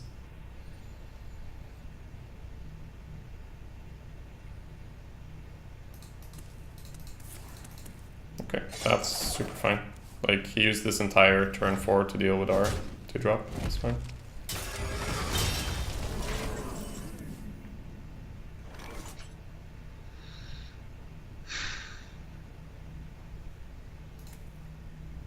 I think Tiger.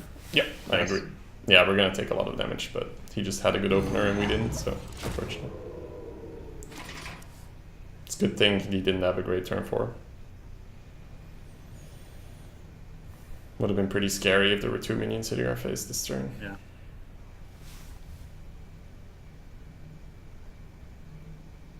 Are you guys doing another draft later? Well, this is one session in Bloody, so Imp is going after this run. But yeah, I will be playing more afterwards.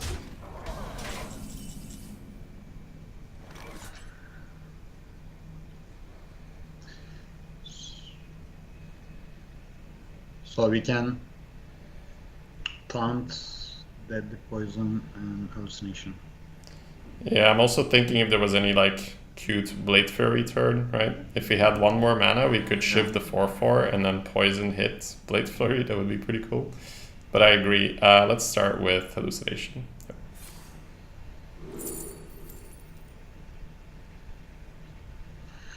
Well, we can Cold Blood face, or we can, what's the name? Sherazin. I like the cold blood. Yeah, play the horror, play the poison, and then kill. Quickly. That positioning though, like 0 respect for betrayal. It's kind of sad.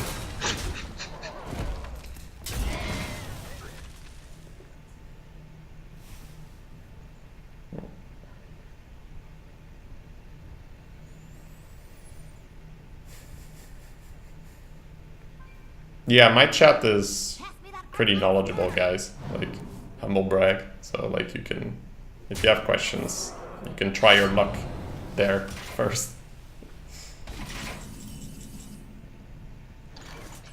Okay, Shiv, face, then double gangster. I'm just checking if there's any world where we're getting a cold blood out this turn and just going ham.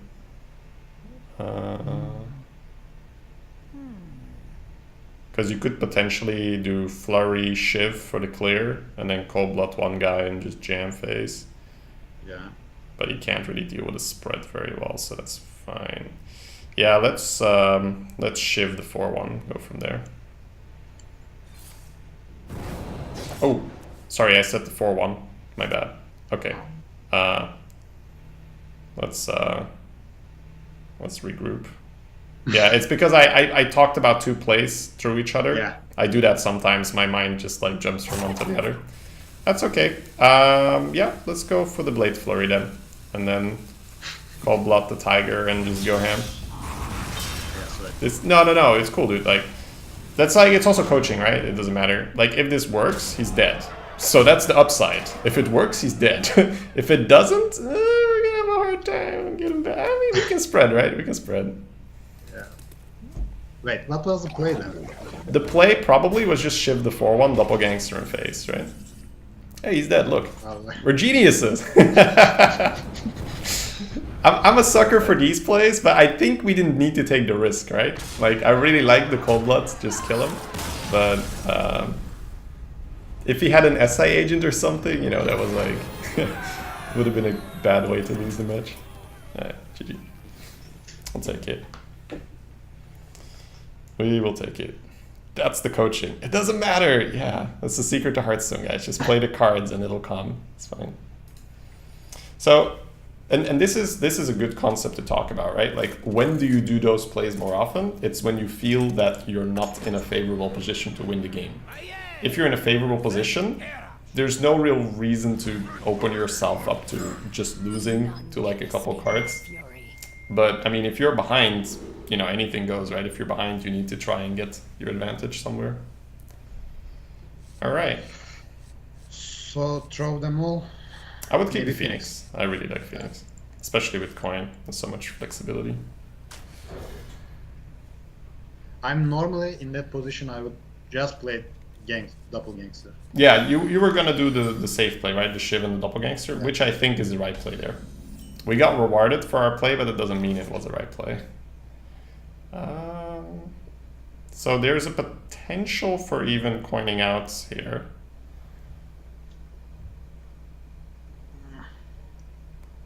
Could be. Because we can technically go dagger, 2-drop, or 2-drop dagger, fork, and 4. The Yeah. reason why the dagger would be good is it helps out the Phoenix. I like that. I think I would coin dagger to play around the Fiery War Axe, which should be fairly common on a 5-win warrior, right? And then just chill. Yep.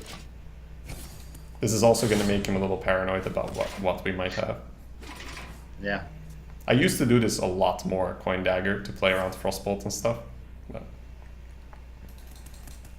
that was when Auto Barber was still in the game. That was good times.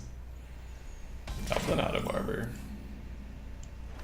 Yep, now we just play the Raptor. Come on, just play the War Axe on 3, make us feel good. This only works on a simple Still pretty happy with that. Oh, we are trading. Trade a fledgling, let's go. Yep, see if we can win the game. Alright.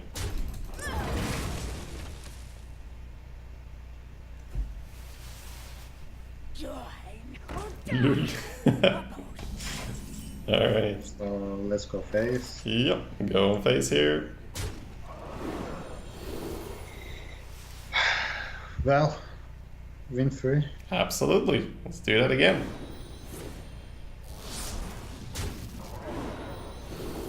+1/+1. Yep.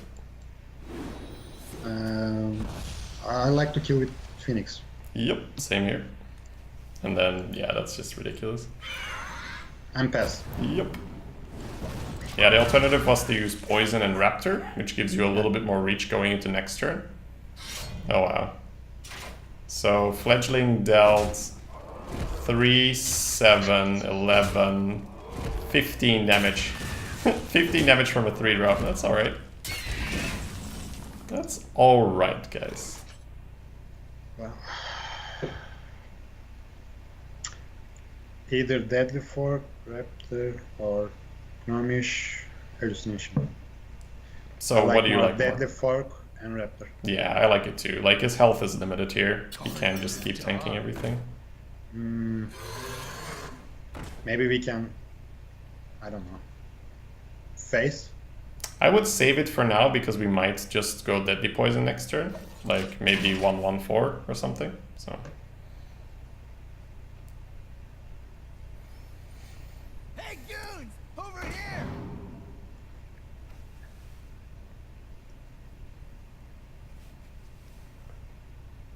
It's been a long time since I've seen a Fool's Bane. Oh. Okay.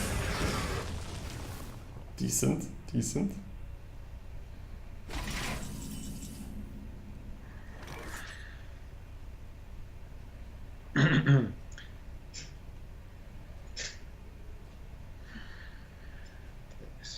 Probably Hallucination, then if nothing, Southsea. That would be my play. Alternatively, it's also like we could just Southsea hit Redagger, potentially, right? Yeah. Not sure whether that's better.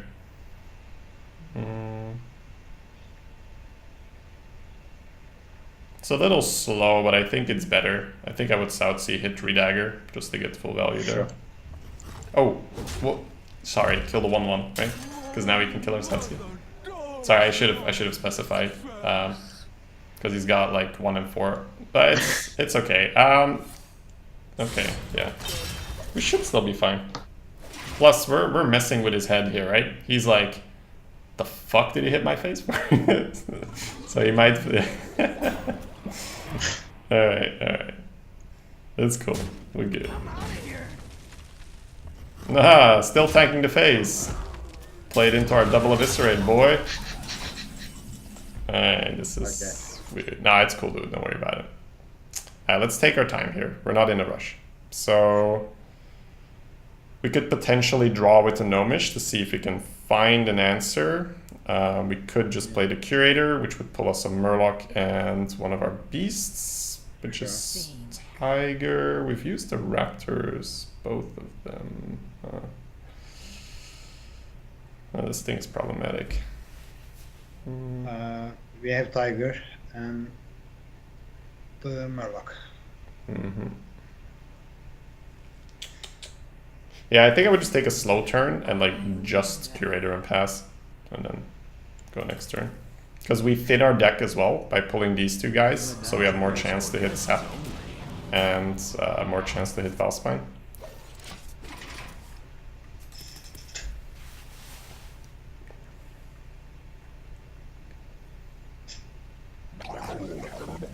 Alright, we're gonna need those big boys, those big boy removals.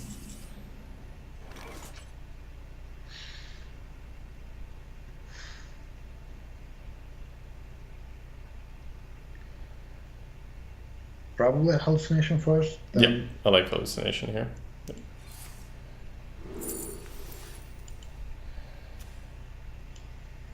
so it's 8. That we can get out of strike.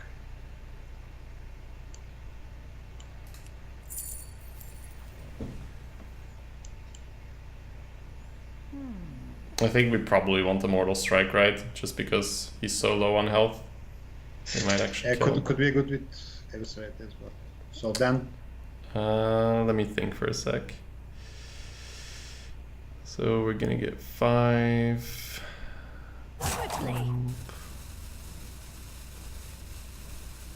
I think we play the Ethereal Peddler and then equip Deadly Poison and put our face into the Bach Reaper preemptively.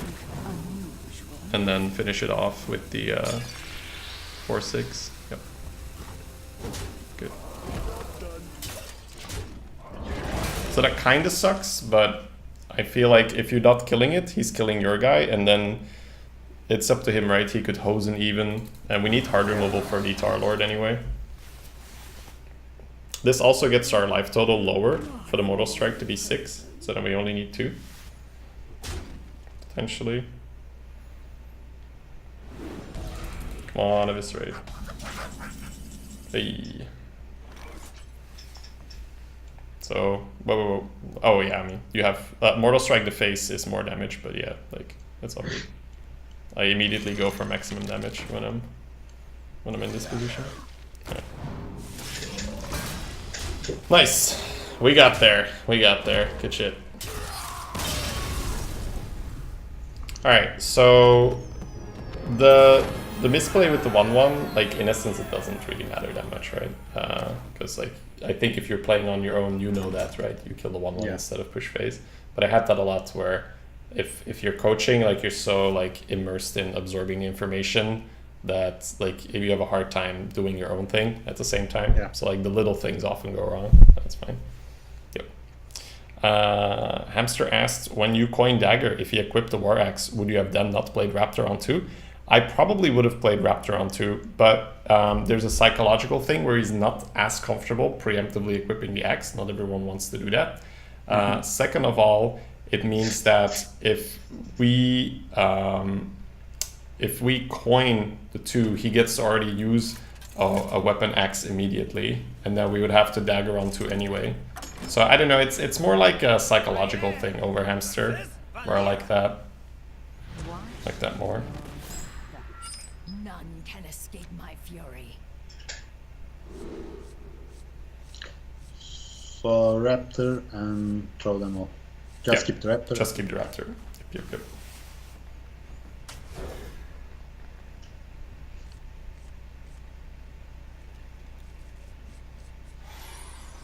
Not to mention we might also draw something different, right? We might not have to be locked into playing the 3/2.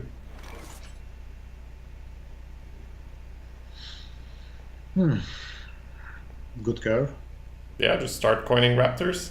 We'll just keep throwing beasts at him until he concedes. It's good.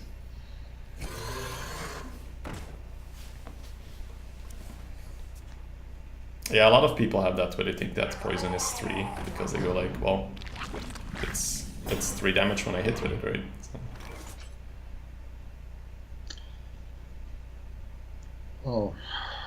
So we are training with this for sure. And then, it doesn't really make sense to play the other guy, right? So we just dagger the 2/1. We are digging up, right? Yeah, I mean, if we don't dagger, like, if you play the minion, it's actually less tempo than dagger. Because if you dagger, you're left with a charge. if you play the minion, he just trades and you're left with nothing. Right? So not only is the dagger the value play, it is also the tempo play. Which is why Rogue is so silly. It's like, I use my hero power for tempo here. I can't play by 2-drop. It's pretty good. Okay, well, let's hope we win the game. The good thing is that we have 2 of those cards coming up, right? Because Reporter as well is also one of those cards. If it spirals out of control, you can just win. So if he has to go out of his way to kill this, he might not be able to kill a Reporter. Your magic shall not. Well, once again, that's like turn 4 for our turn 3. It's not the worst. We are trading and report. Right? Yes, we are. Just wanted to make sure, because you could potentially hallucinate and then next turn discount to hallucinate with the Peddler. But we could still go Tiger on 5 and... Oh no, hallucinate won't work because Peddler, we steal a Rogue card. And Peddler doesn't discount Rogue cards, so... No discount this game. It's fine.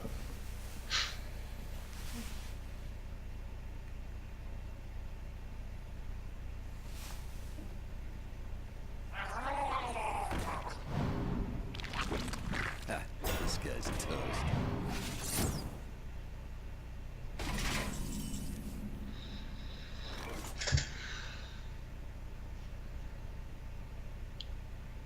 So I'm killing the 1/1, then How are you killing the 1/1? with my face. Would it not be better to kill it with the Reporter? And then we can use face on the 2/1? Sure, I was thinking we go face with the reporter. See, the thing is, if you do it this way, he has to throw his 3/3 into your guy, right? Yeah. I like that more. I like 4/2 into the 1/1 and face into the 2/1. Right, he can kill it. Well, it will grow, right? It will grow up to 2 health again? Sure. Yep. Yeah. Okay. And then we just need to talk which 5-drop we like here, right? Peddler, probably. I like the Tiger more because of denying him a tempo swing with like a sap or something. Okay. Yeah. And this is a really underrated thing versus rogues. I really like rogue versus rogue because it's just like a skillful matchup most of the time. Rogues, they generally want to use their tempo swing cards as early as possible. So, holy shit, this guy's big. Like, the longer we can prevent him from using sap, the better for us. Because sap gets worse the longer it's in the game.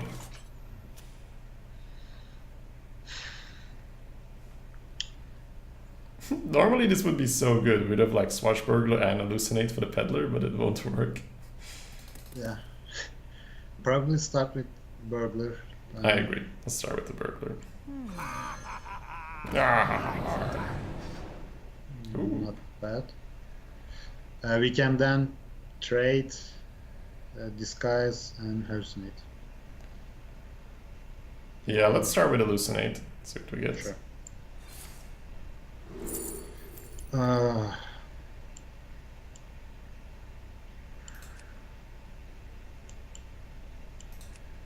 Probably Perdition's Blade. Still trade then. Disguise. Yeah, let's pick the Perditions. Yep. And then trade and stealth our guy again. I was debating on the Shadow Step for some cute like Seer, Shadow Step Seer, maybe some weird stuff later, but it's still pretty expensive. Yeah. I think it's fine. Okie dokie.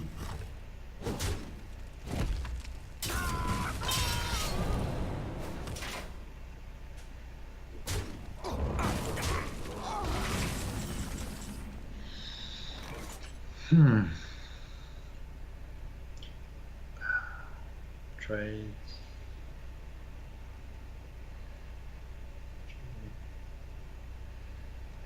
I like Peddler than Perdition's Blade. Kill the guy. That's 8 mana. Oops. That's fine. Don't worry about it. Then Satsi. And would you Perdition's Blade the 3/1?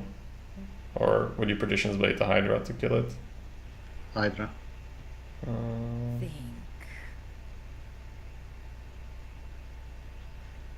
I definitely want to push the Tiger face. I think that's fine. I think we can Face? raise him. Yeah. Quickly. I like the squid face and then just ping the 3-1. Killing the... Okay. Yeah, just ping the 3-1.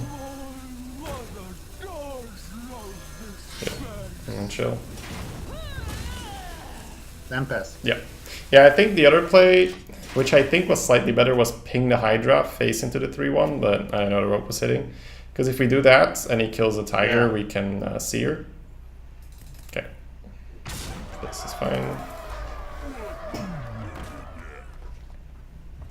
So it didn't really matter. It's fine.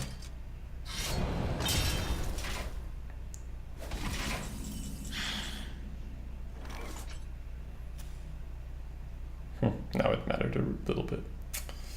Actually matters a lot now. Fuck. You can still abuse it. Well, we take 8, right? Which kind of sucks. But we will... I mean, I was thinking abusive to tiger, then corrupted seer. You would abusive the 4-4 then, right? To do a full clear. Yeah, sure. Bump, bump. What's the other one? So that's a full clear, and he takes 6 damage. We get a 5 damage. That's 11 damage.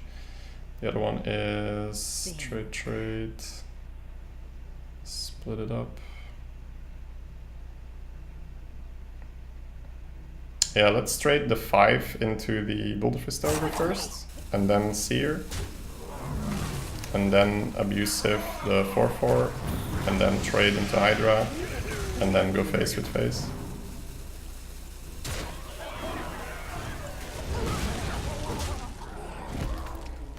I think this is a rough call. Like, you can't really play Curator because the chance that he has like False Spine or whatever is too high, and then he just goes face. So I was debating on just spreading out and countering him. Alright, we really need to hit removal here.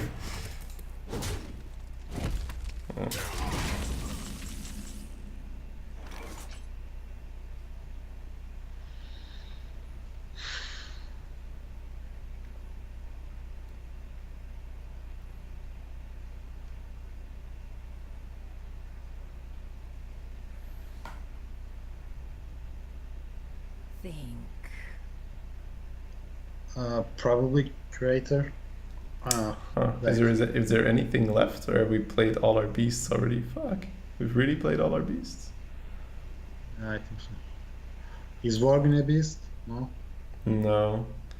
That might mean that Curator isn't good enough here. Let's see. Boop, Yeah, boop, boop, boop. Yeah, I think we just play Peddler and Raptor, and then just abyss his guy and kill it. Need something unusual. Quickly.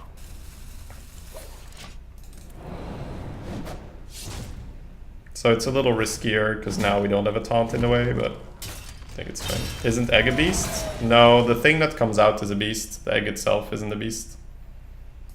Unless I'm wrong, but I don't think I am. Okay. There's the removal he would have had for Curator like 2 turns ago. Shaku.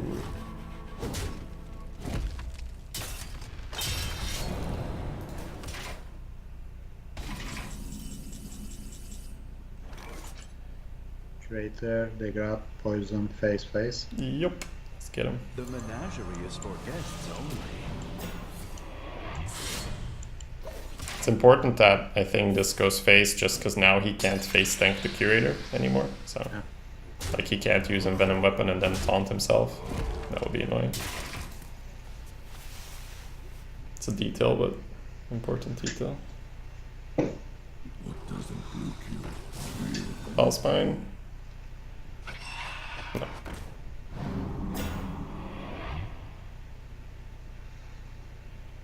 Currently 1 off. Yeah. But we have Shiv Yeah. plus Phoenix. We can't combo the Valspine, which is annoying. Okay.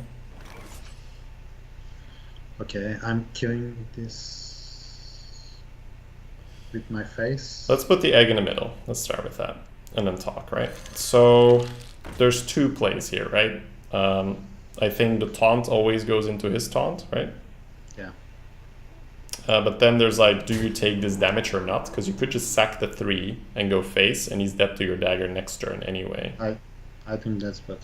If we tank the damage, then we're dead, right? Yeah, we're just dead. Yeah, we just sack the minion. can go face, and then hopefully he doesn't kill us.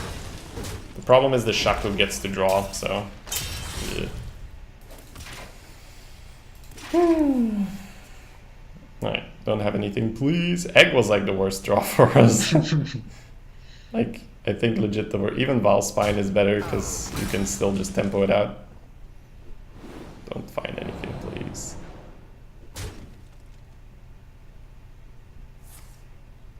No taunt. No taunt. No taunt. Okay. Oh, you motherfucker.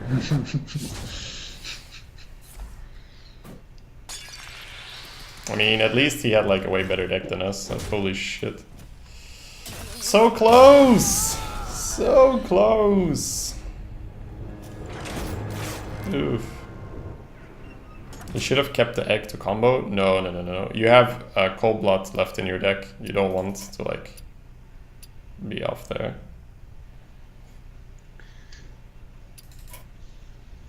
Yeah, not daggering up to play around the ooze is fine, I think. The armor ooze. That would have been heartbreaking. Oof, rough. Super rough. Ah, it's Hearthstone.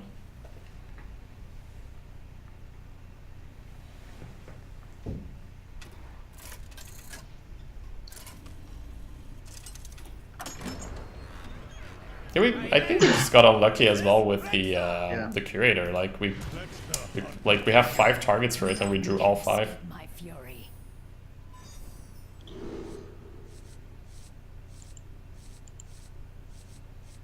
Do you keep hallucination here, or do you look for early drops? Versus Hunter, I'm all about tempo early, so I would ditch it all. Yep. Would you consider the Spike Rich Seed to be the best card in the arena at the moment? It's probably not the best. Like, it's fine, but I mean, it's more than fine, but it's not the best, I think. Not sure what the best would be.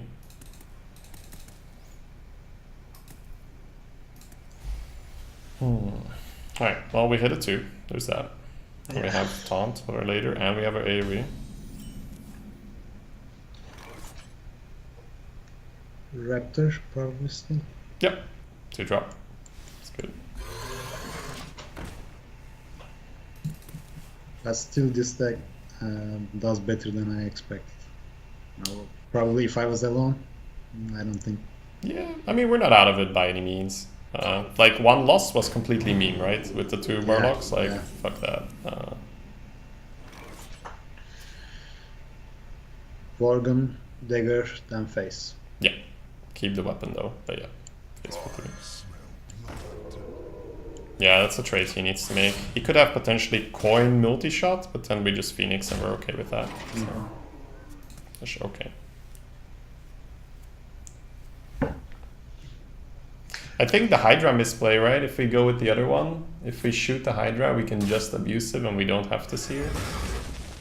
Yep. I mean, Grievous Bite is still good, but it's kind of the same deal. He got to save his coin.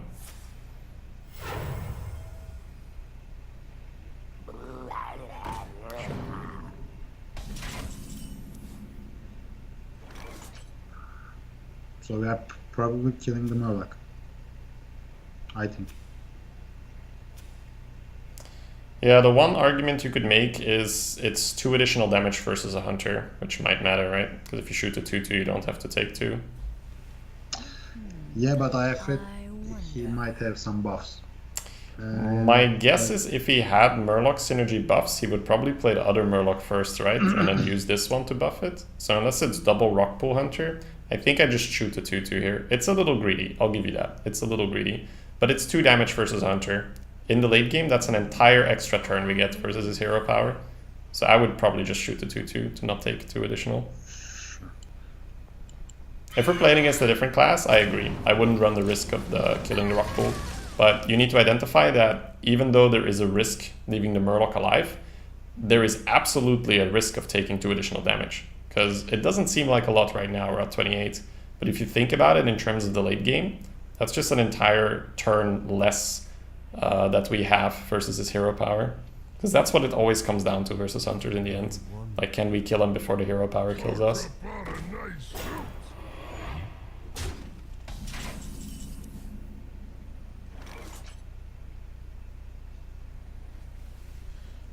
So trade Yeah, and peddler. yeah, trade and peddler. I mean, my fate was not the Murloc synergy, but the other card that buffs Zubat. gives. Yeah, Zubat. Yeah, Zubat. Yep, yeah, absolutely. And I think that once you get like a lot better at the game, you realize that there's always two sides to the coin, right? People always go like, oh, but what if he has this? What if he has that? Especially with going face, right? There's this thing of like, but why did you go face? You could get punished. But you could get punished in the late game by being a couple damage off by not going face early. But that's like what people don't think about.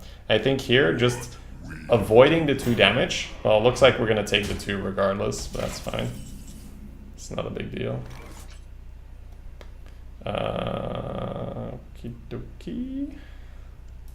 Trade. Yeah, trade and dagger for sure. And then we can talk which one makes more sense, right?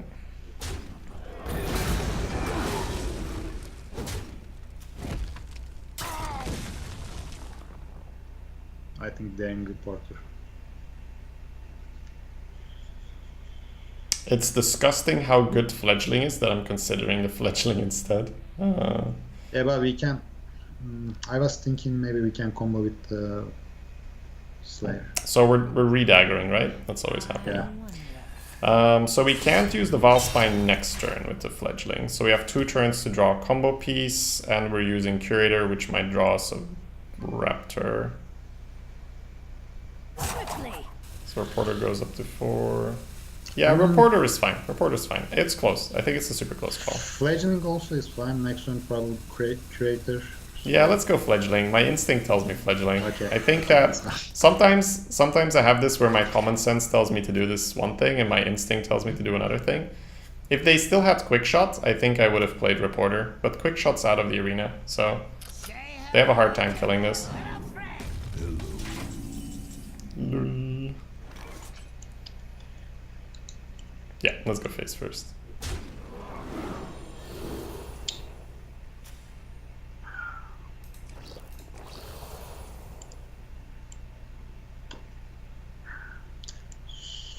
Probably +1/+1. So before we make this decision, what's your mana doing this turn? So I'm killing this 1/1. Maybe set the 6/6, then Reporter. Yeah, so because of that, he no longer has the 1/1 to get rid of the shield, so I would pick Divine Shield. Okay. And then indeed, sap the big boy, stab the 1/1, play the Reporter. Job's done. Gadgets and Gazette always gets the scoop.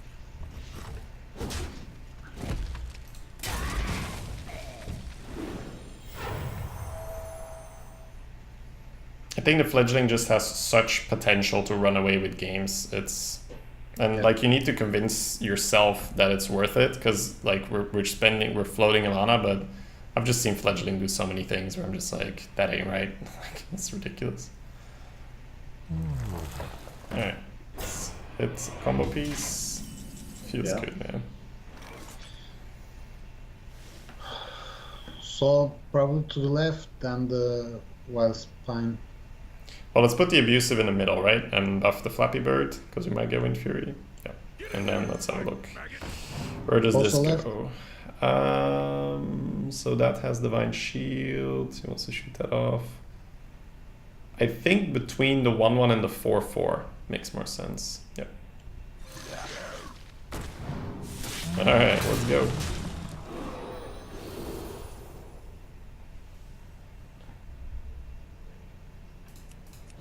I don't know, I can't. Yeah, that's over. I would have picked damage, by the way, because we already had Divine Shield, so I don't think it can be targeted is worth it. Alright. Good. Yeah, I don't think there was anything super crazy that game, right? Just like, whether we play Fledgling or Reporter.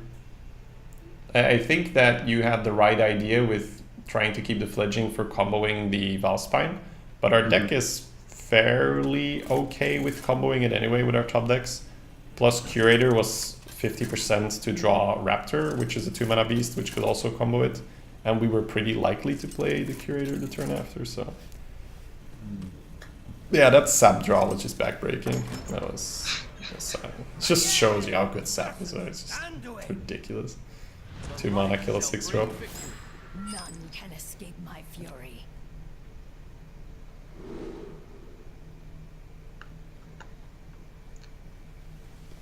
Keep the hallucination, throw them off. So what's the reasoning for keeping the hallucination?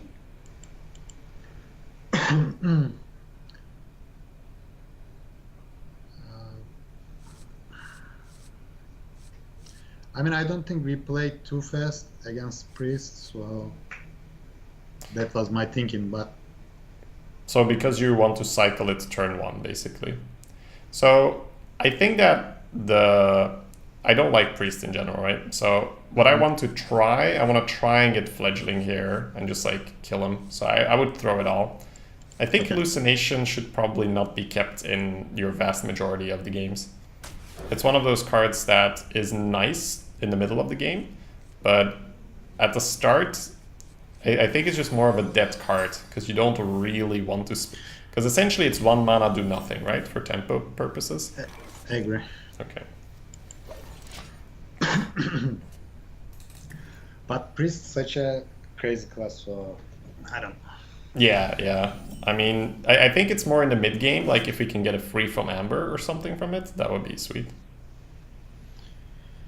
Dagger up, pass. Let's have a look. The alternative would be coin fork and next turn dagger poison. If we dagger pass, we can go into fork into a 5, or we can just poison. I agree with dagger pass, yeah. Just because we have the double 5s and we could potentially go there.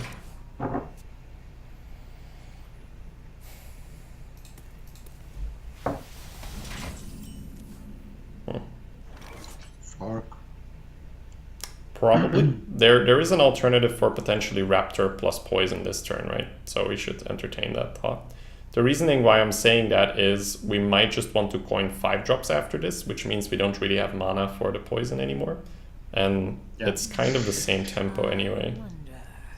So I would actually prefer playing the Raptor plus the poison this turn.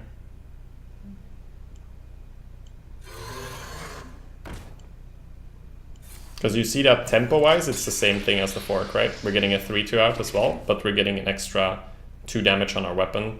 So if he, say, goes like Priest of the Feast here, the 3-6, we can deal with it and play our next guy. Or step it on.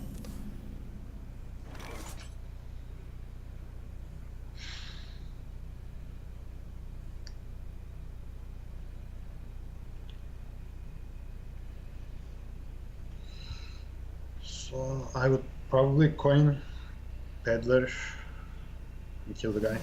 Let's start by killing his guy, right? That's always happening. Yep. So the only thing that I'm afraid of is if we go Peddler here and kill his next guy, and we then play Doppelgangster, he might Potion of Madness one of the Doppelgangsters to finish off the Peddler. But I'm not sure whether we can play around that. The alternative here would be to coin the Doppelgangsters. He plays his 5. We deal with it with probably a Doppelgangster in our face, potentially 2. Then play our guy. I mean, maybe Doppelgangster is better because we have Cold Blood, Abusive. Yeah, I like the Doppelgangster more because I don't like what he can do on turn 6 with Potion of Madness to kill off our Peddler. He can do that next turn as well.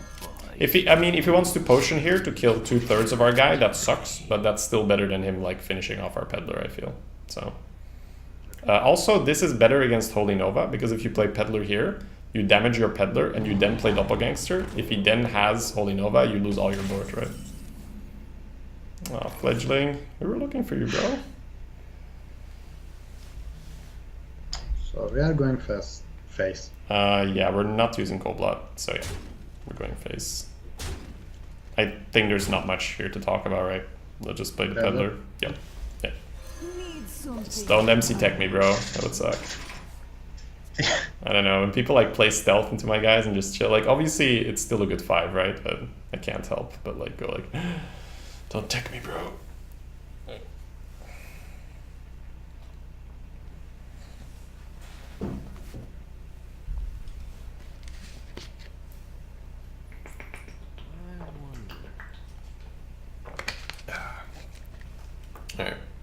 Just temple, yeah.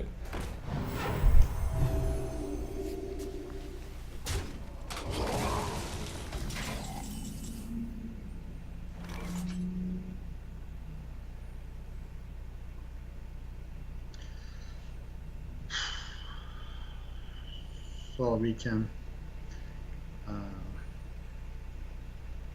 abusive, cold blood. We can abusive the 5/6, then cold blood the 2/2, trades, fledgling. I don't think that's bad. The only thing what I would change is I don't want to be vulnerable to I don't want to be vulnerable to an AoE effect. So I would abusive one of the doppelgangsters and then use that doppelgangster in our face to kill the tiger. And then I would cold blood the other one to kill the 6/6. And then we can play the fledgling and push the 5. And that way, if he has Dragonfire Potion, our board doesn't get fully cleared. If he has Holy Nova, our 5/6 survives. It's at the cost of an additional 2/2, but against Priest, I really value having a 6 HP minion on the board. I agree. Probably I would do the same if I was alone, but when you play with someone else, Yeah, it's fine, man. it's hard to see all the plays. Because like you're not taking like the full turn here, right? And that's good, right? Because if you take the full turn, I need to do everything on the rope, so don't worry about it. Like the only object here is just to learn. That's the only thing. No. Go face. Yeah, go face. If he's really good, he just goes face, gets Wind Fury, and then kills our guy, right? Like that's only if he's truly good at the game. Curator, go face. Maybe. I mean,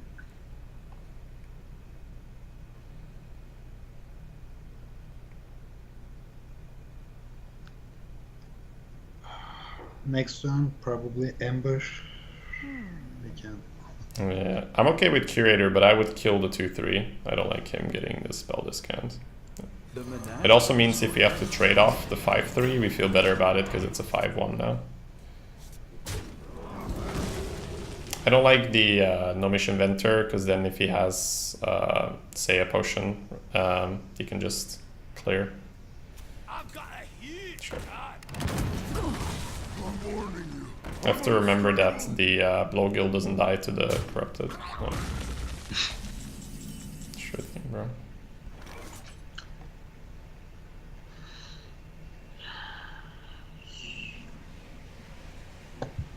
Corrupted Seer. Seer would potentially kill our Curator as well, right?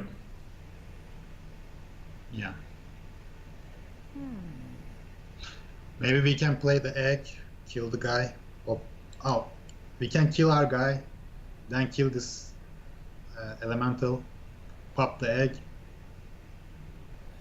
That would be 5, meaning we could fork.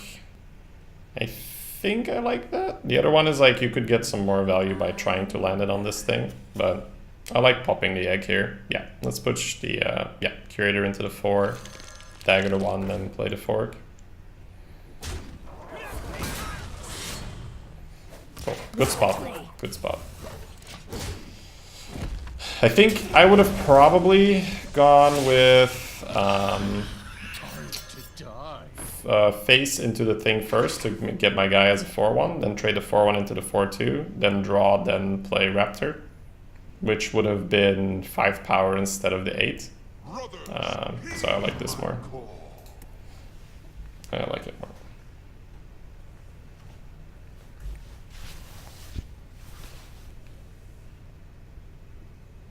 If we hallucinate free from Ember, we could potentially also play it, but then he could mind control it, so it's kind of a mind games.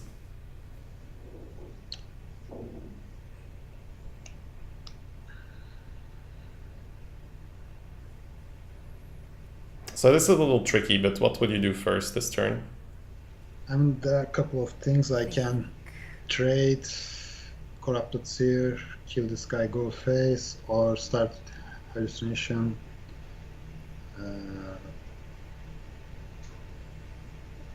I like the hallucination first here. Yep, because it leaves open the seer line.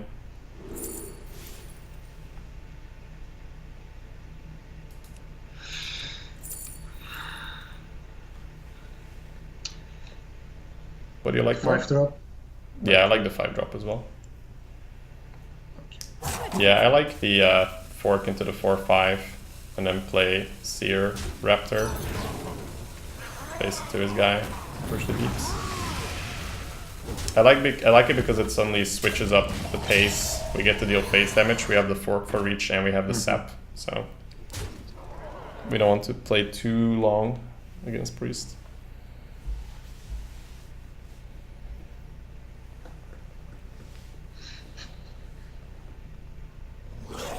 Sure. Currently 1 off. Sure.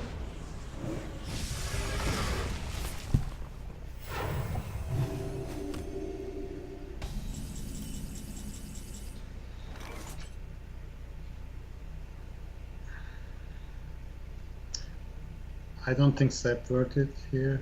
I would probably trade Dagger, Reporter. Think. I could play Nomish first. So, what's going through my mind here is I'm thinking he could maybe get back into it with a Dragonfire if we don't play careful. You might.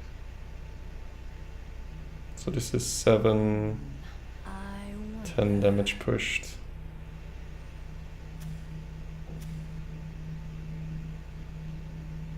Yeah, okay, no wish is fine. Yep. We can take a bit slower. quickly. That's a nice draw. Yep. Dagger up, 5 in the face, kill it, play the South Sea, push 2. You want the Salsi or the... I prefer the South Sea in case he removes here. It also gives us the option to next turn equip fork, trade off our guy, get a big weapon, potentially. Yeah.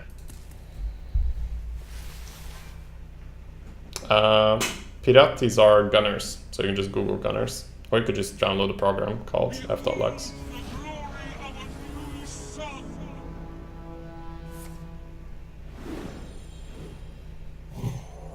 Oh my god. Are you kidding me?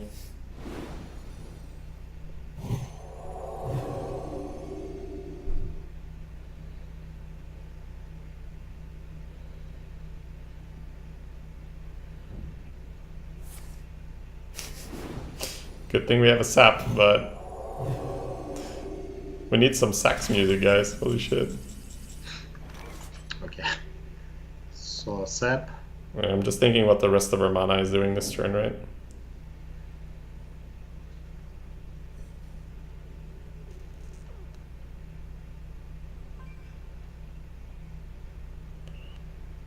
I don't think we're shitting, so sap is fine. Yeah, we can start by sapping. And then all our minions are going face.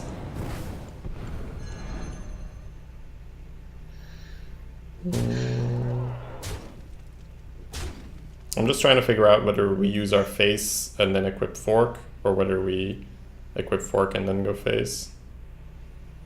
If we equip fork and go face, we push him down to 8. If our guy dies, we have 5 damage here. We don't necessarily kill him. I think I would probably just go face for 1 and then equip the fork and play the Dark Mender. That's fine.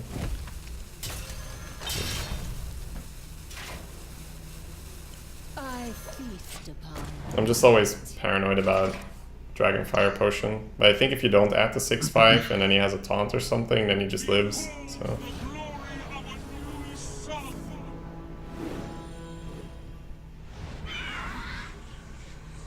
GG. Yeah, there's nothing. Alright, priest down, priest down. Damn.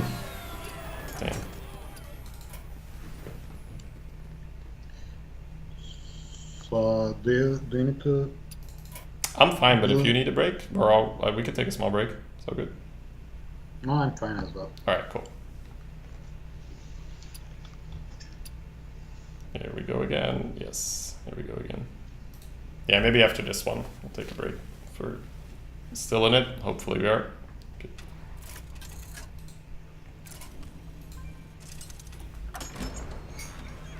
Mage versus Malfurion. Our class is good against the new sun. Yeah, I think they helped. That was pretty disgusting. The sap save was fantastic. Yeah. So keep the raptor.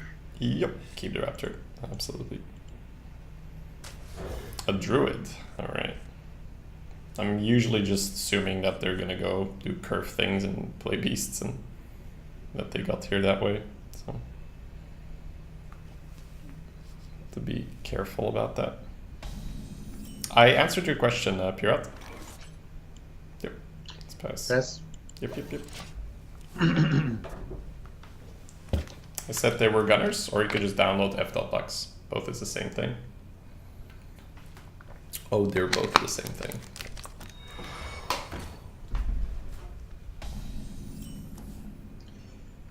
Raptor pass. Probably, right? It's like, he probably buffs this, but yeah, Raptor pass Yeah. is fine. It's Egg Druid. Scary. So, Mark of Lotus and stuff. I'm definitely inclined to kill this if he doesn't buff it now. Yeah.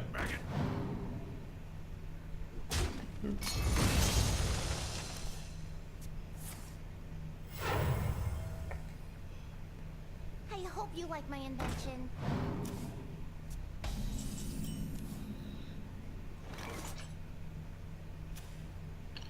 Dagger up. Yep. Dagger, kill the abusive. Yeah, that's why I was debating on daggering last turn. I would kill the abusive instead of the gnomish. It's a little easier to get brew value from that. I don't think we care too much about the card draw.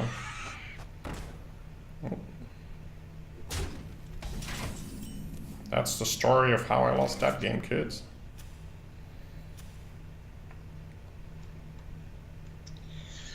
Well, fork. Yep, 4 can kill the 1/1 and hope he doesn't hit the good thing. So Replay, obviously here. I wouldn't play it, no. I don't think it matters here. I think we have more chance of killing it if we save it.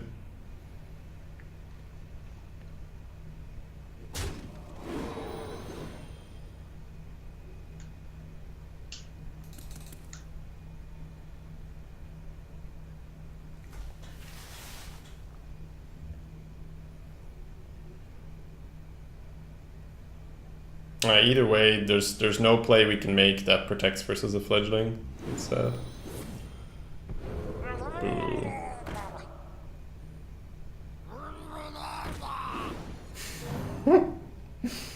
Oh boy. Murlocs, boys.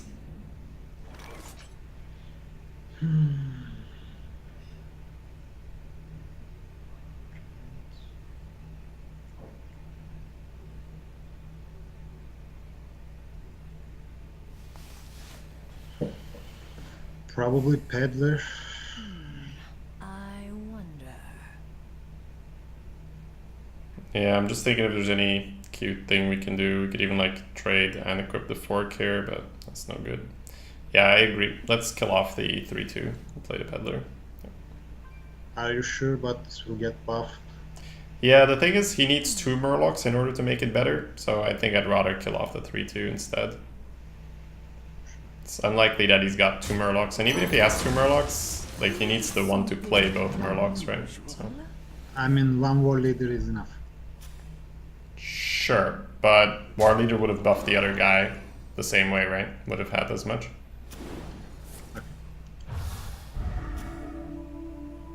Okay.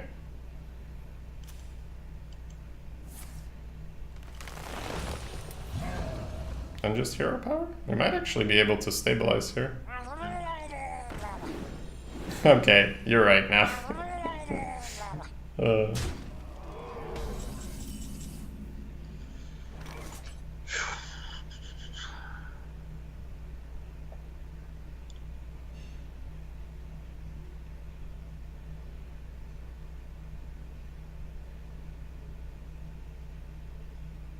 Do we ever sap the Flappy Bird?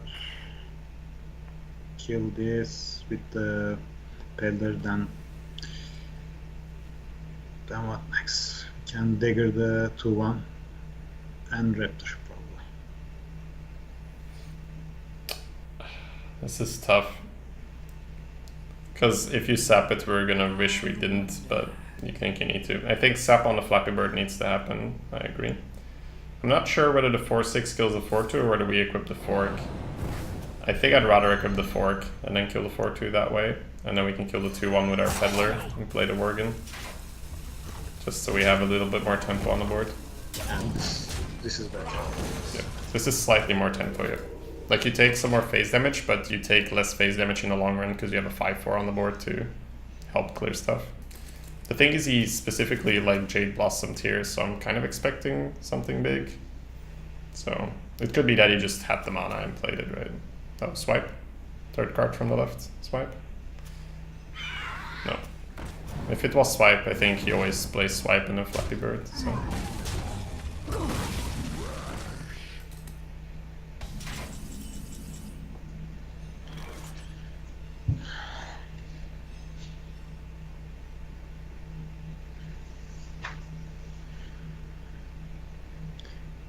Is it ever Lotus Agents here? Maybe we can.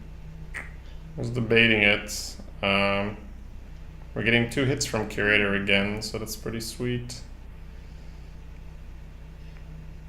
I think I prefer the Curator just because then he can't hit us in the face either.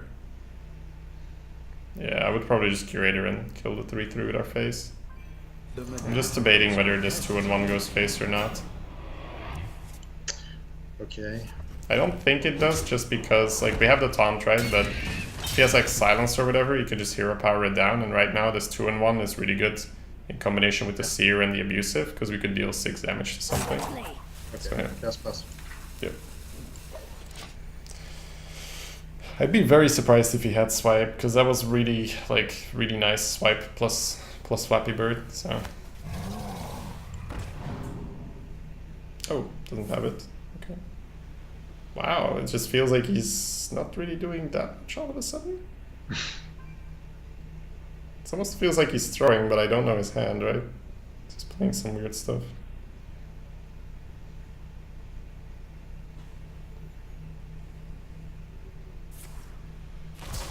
Sure. Oh wow, we could get a huge Cyclopean Horror with the Death Rattles.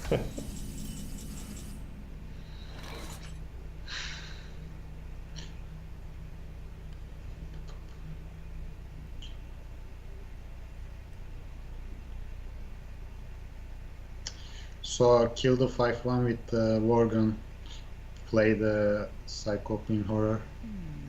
I wonder. And then Raptor Dagger. Yeah, I like that. 2-1 into the 5-1. Cyclopean. Raptor Dagger. But I would trade. I think he. Yeah, I would kill 2 guys. Yeah, I agree. So that's why I'm daggering here as well, just to trim it down.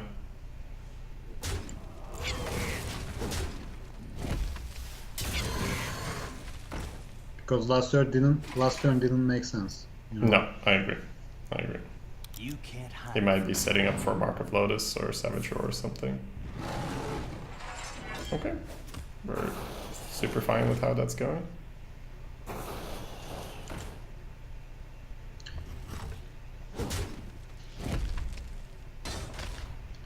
I mean, it's either that he's holding some buff, or I don't know, maybe he has some elemental synergy. Yeah, it's weird, no matter what.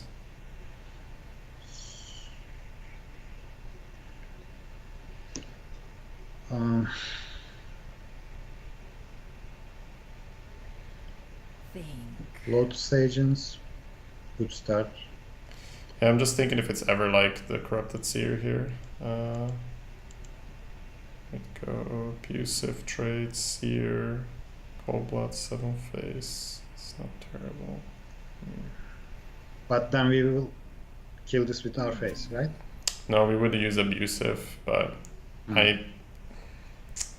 I'm just not sure whether I want to play the Lotus Agents here because it's such a tempo loss. I would play the Tiger and then Cold Blood the 3-2 to kill the 4-7. But if we Cold Blood the 3-7, okay, sure. No, Cold Blood the 3-2. Okay, that's fine. Free kill. Free kill. Shit. No, it's fine. Just free kill, free kill. Okay, just do things, do things. Okay, that's bad. That's really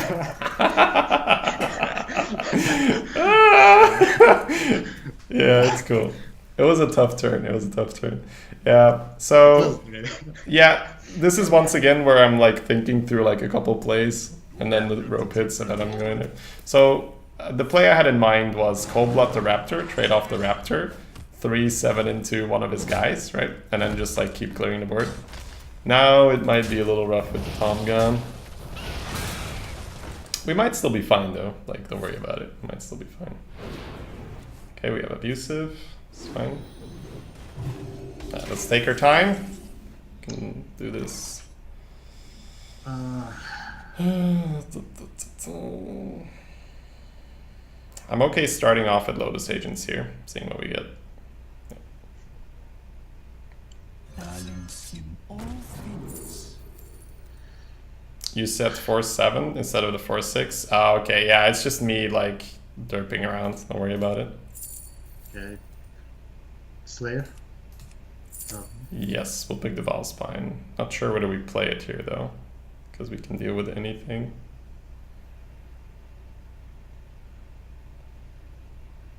Then maybe Phoenix kill the Flappy Bird and kill the 2/3 as well without Tiger. Abusive the Raptor.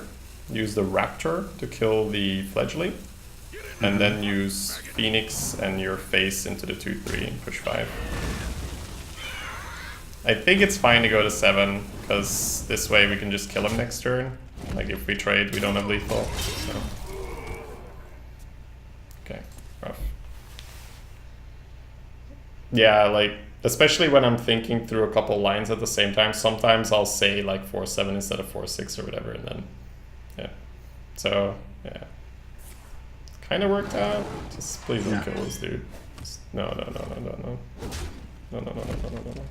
Brothers, heed my Okay. Okay. Yeah, GG. Whew. That game felt super unwinnable, and then he just, like, after he sapped the bird, he just didn't do anything all of a sudden. Like, just didn't have anything. You need... Yeah, let's take like a minute or so, guys. Quickly get some stretch, get another drink or so, go to the bathroom. Alright, be right back, guys. Me too.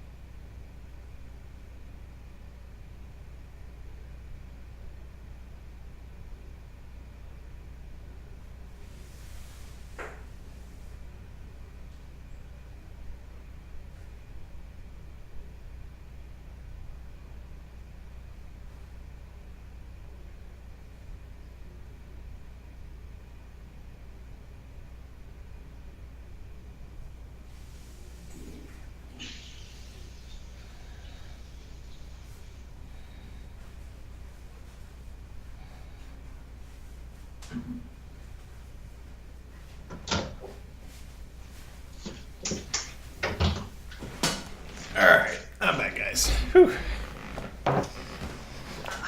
So, ready to go? Yeah.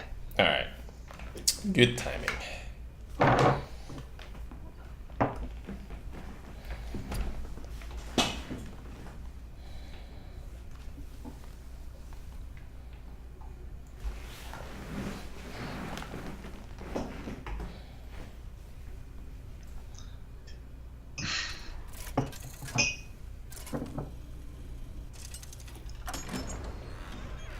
I am Alright.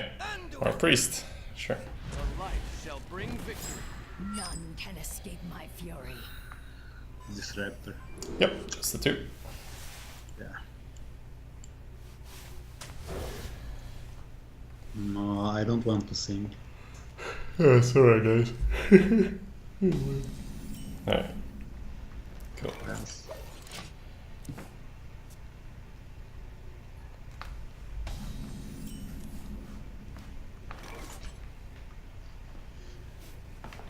Yep, just play the two right.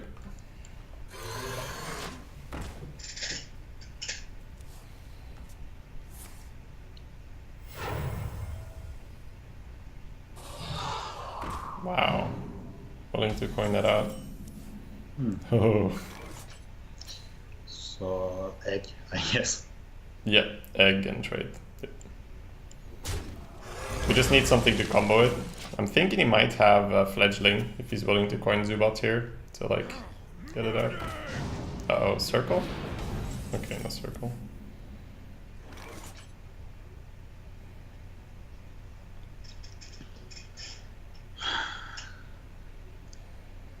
Um,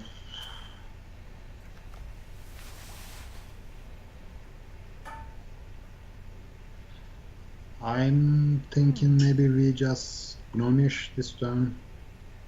We Save could- the. Like, I kind of struggled with this turn and then I realized we could just dagger and use cold blood, right? And then just take the 4 and kill it that way. Like, even though that makes our next turn a little weirder, I think that's Yeah. almost always better, right? Just cold blood for 2 and then just dagger and take the 3.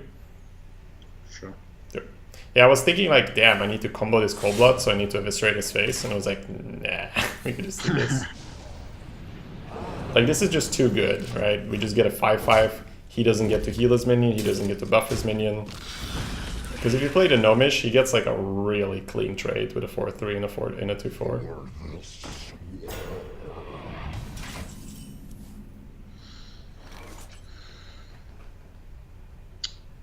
Phoenix, Faye, Dagger, 2-1, then go face. I think if we're using Phoenix, we're going for a full clear. So I think for me, it's one of two plays. It's either trade and play the pirate pass, or trade, shoot the 2/2 and pass. I think I'm fine with just playing the pirate and trading. I don't think we need to Phoenix this ASAP. Yeah.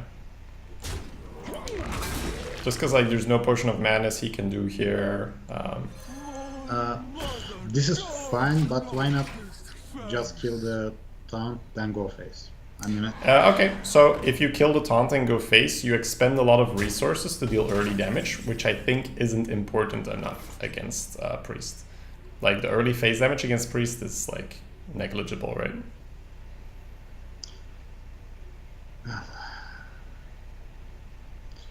we can. This is really about what we value more. I think I like to hit for 1, then dagger up, then. It doesn't work, I don't- right? Why? We would 2, 3. So just tell me your play and I'll Okay, evaluate. I will hit it for 1, then dagger up again, then hit it for 4 with the South Sea, then Blade Flurry for 3. That means we're not really developing as much as well, right? Quickly. Yeah, I like Fire Plume Phoenix on the 2/2, sure. and then And just eviscerate, trade the 4/4. push the 5 phase. Which means you still have your AoE from your flurry, right? Yeah. You don't take 8 phase. He still takes plenty damage. I think this is bad. Okay. I mean, I could see the other play, right? I could see it, but I think this overall is a little bit more consistent.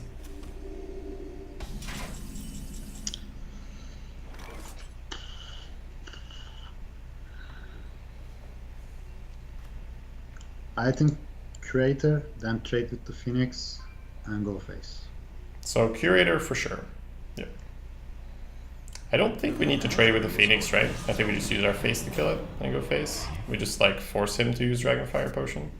Because if you trade your Phoenix, he might just have like a taunt or whatever. Then but Blade for Flurry will be useless.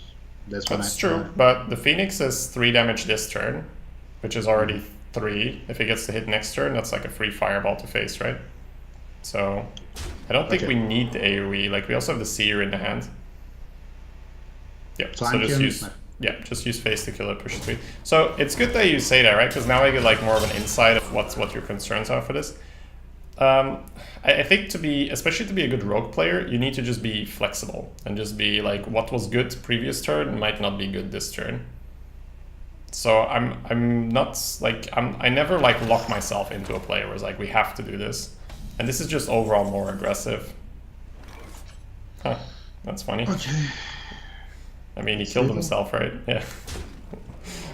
I was like, okay, I guess we're not healing.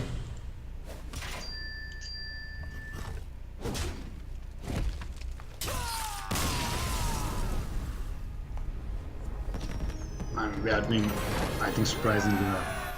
Yeah, Rogue has that a lot where you have... I mean, this is not a bad deck by any means, but it's not spectacular. And like, a lot of the time, Rogue is the sneaky assassin that just takes like the reasonable decks really high.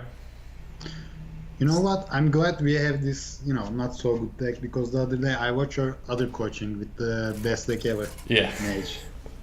That was pretty good, right? Yep, let's poly that. Yep, let's fireball. Yep, let's portal his face again. Yep. Yes. Yeah, because this is more close to normal. Yep, absolutely. I can apply what I learned from you to my normal games. That's why I said in the draft, like, to be a really good coaching session, we should have technically retired that super good mage deck, but I was like, nah, I'm not gonna make him do that, because that was a pretty easy 12. Alright. So I keep deadly poison and throw the rest. Yeah, just the poison for me as well. Rogue is a sneaky assassin. Yeah, that was flavorful, right, guys? That was flavorful. I like it.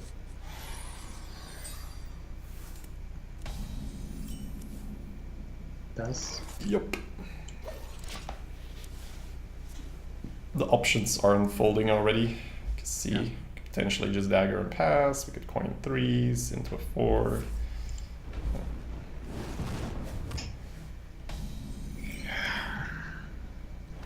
I like dagger and pass. So if we dagger pass, he plays a 3. We could potentially coin Fire Plume and kill it. Then he plays a 4. 4, it's unlikely we can just kill it, so we'd probably have to play Abusive and Fork.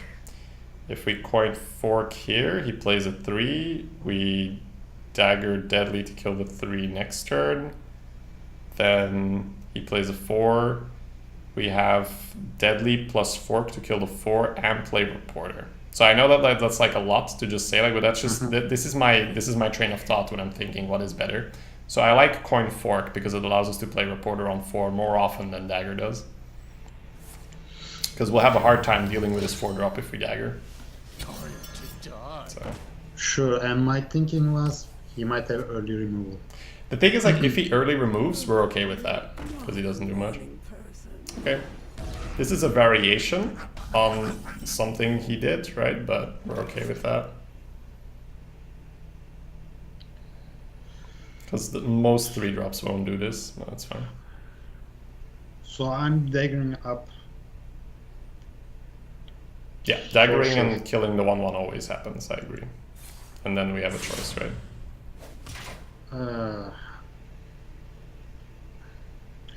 I don't know. I was thinking maybe killing the 4.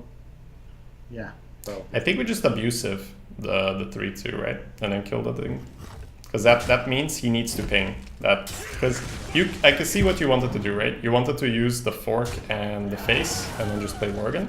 But that means that he can just use the 1-1 to trade and then play a guy. Now he needs to ping, and it's unlikely that he can develop enough pressure.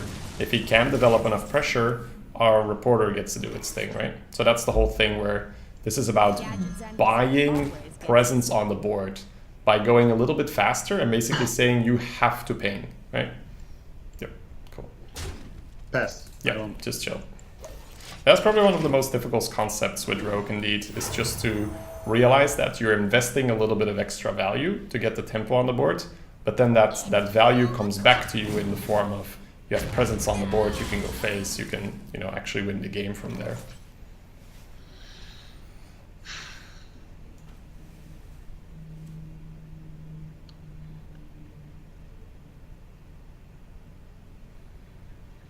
Peddler is one option, then we can Phoenix, Bargain.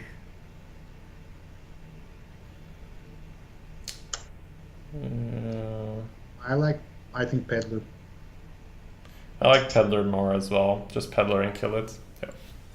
It's a close call. Because if you go with the Phoenix and the Morgan, you have a little bit more flexibility on the board. You have more chance to get a perfect kill on whatever he plays. I like it now because he has, you know, less chance to remove it. But you know, after he might have. Oh, just a Raptor here would be amazing. Okay. Bad. Oh, freezing potion, yeah. The fact that he pointed that, like he 100% gave it away. It's good.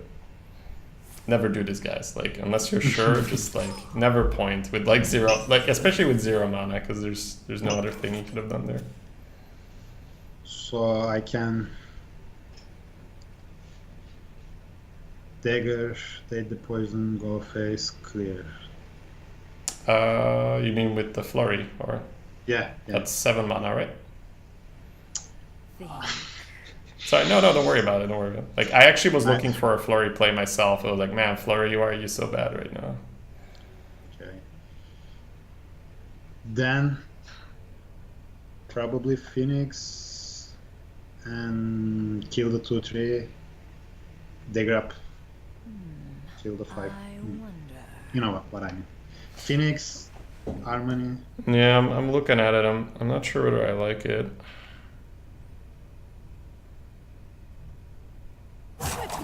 How about we just like fork the Amani and play the egg? I think that's fine. I want to kill the Amani because you can ping it for 5. Right? Yeah. It's not a good turn, but it gets the egg developed, which means that AoE becomes a lot worse for him in the future. And then next turn we can do something along the lines of Poison Phoenix, or Redagger Poison Phoenix, or potentially Flurry. Okay, might get a good Flurry here. Let's see if it's worth it.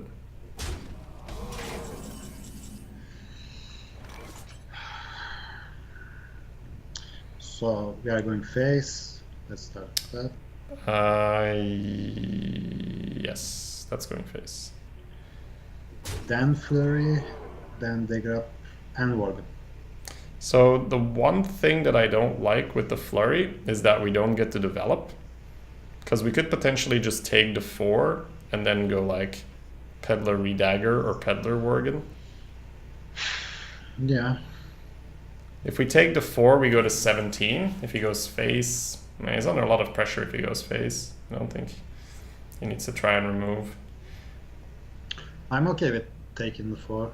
Yeah, so we'll take the 4, we'll start with that. And we'll play Peddler on the right-hand side. I just want to determine whether we're redaggering or whether we're playing Worgen.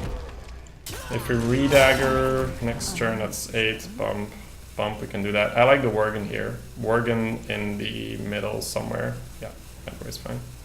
One of the middles is cool. So the reasoning for this as well is he can't just like trade the egg and then meteor the 5/6 and like geyser the 5/5. So okie dokie.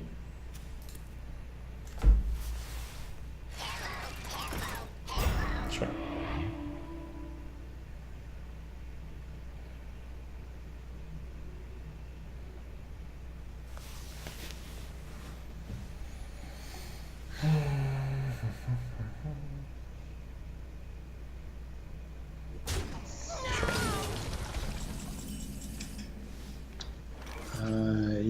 He's setting up for something, I guess.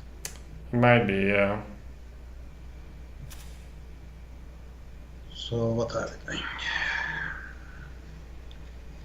Dagger, ping the shield, Phoenix, Worgen. Go Yeah, face. we'll start with that, right? Dagger, ping the shield, Phoenix and Worgen to kill it. Then push the 10. Phoenix in the middle. Yeah, that's fine.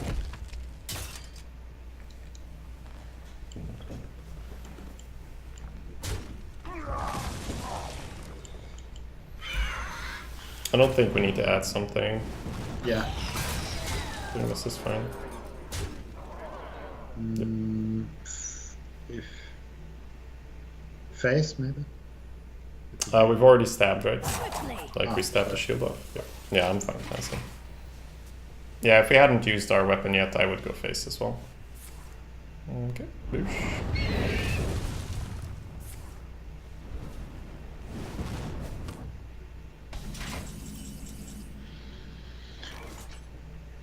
Hallucination first.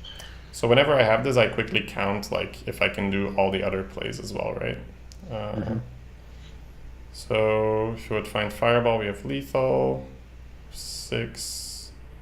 So the one thing we can't do is we can't like re-dagger, Deadly, play both minions if we hallucinate here. And if we find like Fireball next turn, we still kill him. So I think I would actually re-dagger Deadly and play both minions and just go face for 3. And then we can still hallucinate next turn. So usually I agree with draw first, but before you draw first, analyze whether you have the mana to draw first and whether you need to. 'Cause if you get the Fireball next turn, you still kill him. The only reason like you could discover now is like obviously we just kill him this turn, or you could find Pyroblast to use next turn. I think this is alright.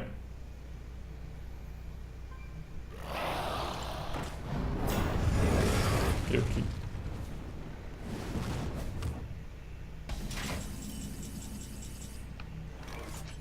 Yep, we can hallucinate for sure.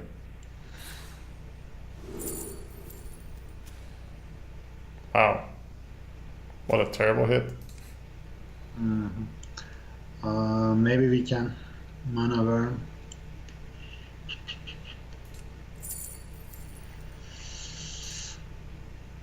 I don't know. Maybe counter spell. I wonder.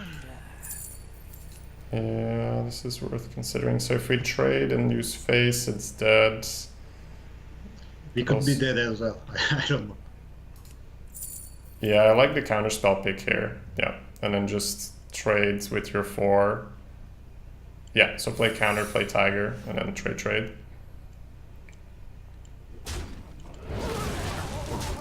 That was a really underwhelming discover. My wrists are doing really well, H-Car. I'm doing really well.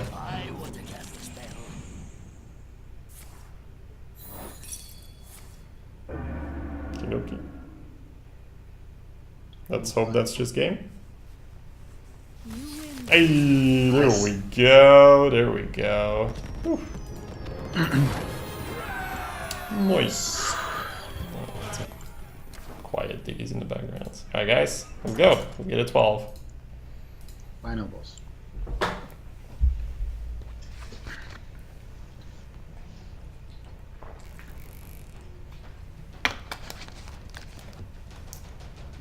Yeah, Blade Flurry not going face. Feels bad, man. Yeah.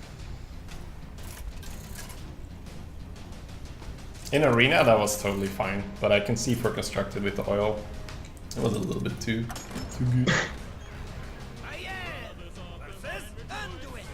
Oh my god, so many Priestess, man. None can escape my fury.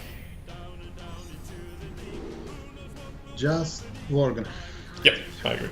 See if you can find the Flappy Bird. Such a sick card. Yeah, that'll do though.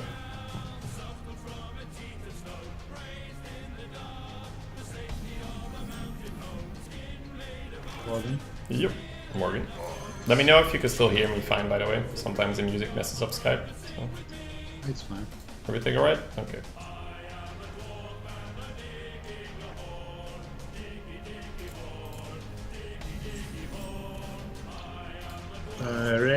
Raptor pass. Yeah, Raptor pass. It's important not to give him the potion here. Is turn 1 hallucination bad, if not Worgen? I would probably play it on turn 1. I wouldn't keep it, but if it lands in my hand, I'd probably play it.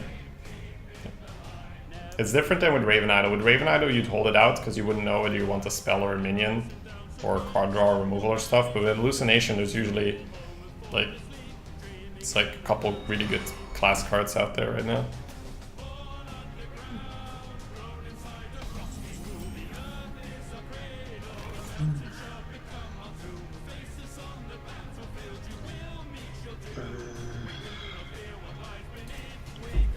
Are we trading with that? I don't think so. I mean, shatter, abusive. What else? So my usual reasoning is he's 11 wins and he drafted that. So he probably has a use for it. That's my usual reasoning. So here I would actually do something a little weirder. I would probably just dagger up Deadly and then trade with the 3 into the egg and pass. Sure. Because then we have our weapon developed for the Squid Face for next turn, and we don't give him a Potion of Madness still. We just create a bigger lead. But I would play Deadly the as poison. well? I would play the poison, yeah. If he's got Gluttonous Ooze, it really sucks, but... Okay. Yeah. This means that if he plays a 5 HP minion, you can use the 2 in the face to kill it. If he plays a Tortolan 6 HP guy, you can use your 3 in your face to kill it, and then just play Squid Face. He plays that, we don't care. It's fine.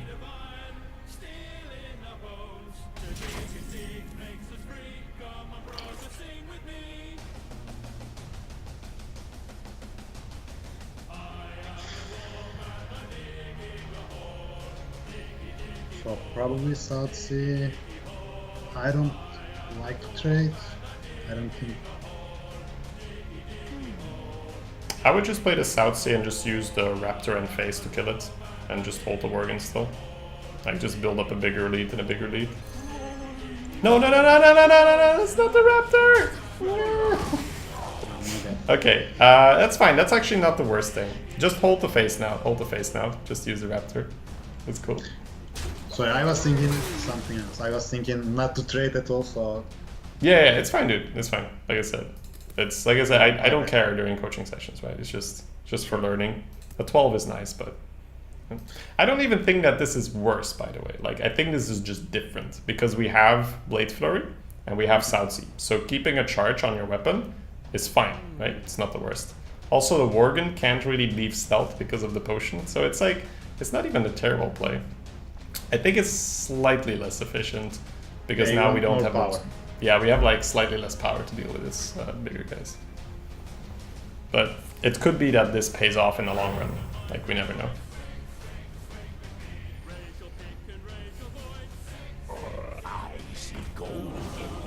Like now, for instance, we have the 2. Let's see. Feels like we're okay playing Hallucination. yeah.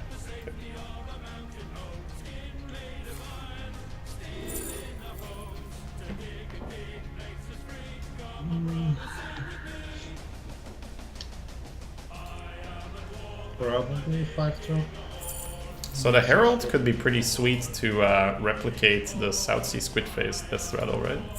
Yeah, yeah. And next one we can play. Okay. Yeah, so I'd actually pick the Herald here. Yeah. And then just use Face and Raptor to kill it. Play another Raptor for Face pass.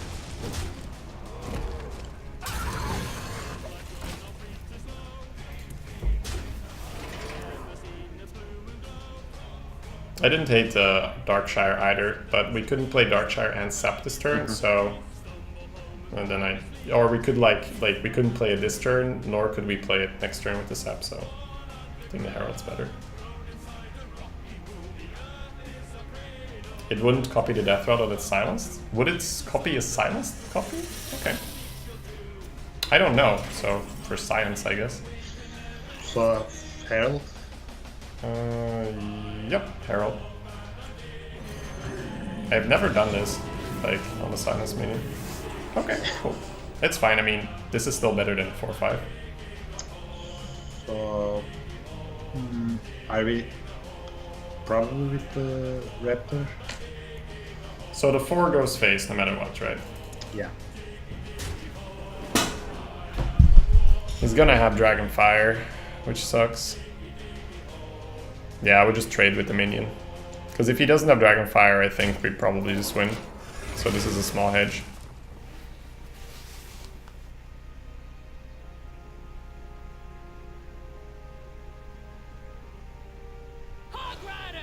Okay. Feels good, man.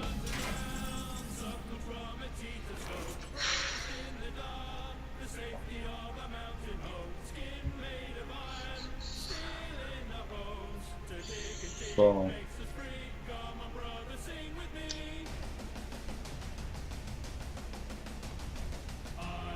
I think I'm going face with everything. Yes, our minions go face, for sure. The real question here is, do we just sap it and play a little slow and not get wrecked by the AoE, or do we just foul spine it and accept that I if he think has the just- AoE it sucks? Just I think that's fine. Yeah, I think you sap it and go face with your face, redagger. Yep. Keep the Swarber to combo the Valspine. Quickly.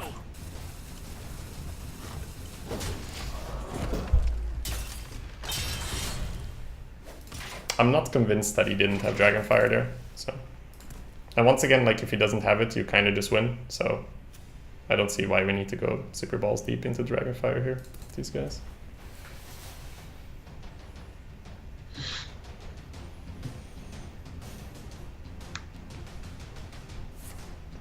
Sure. He needs to heal face, or he's dead on board. Holy shit. Oh no, he's not dead on board. No, he's dead. GG. Alright. No Dragonfire. Felt good. GG. Nice. Good stuff. Good stuff.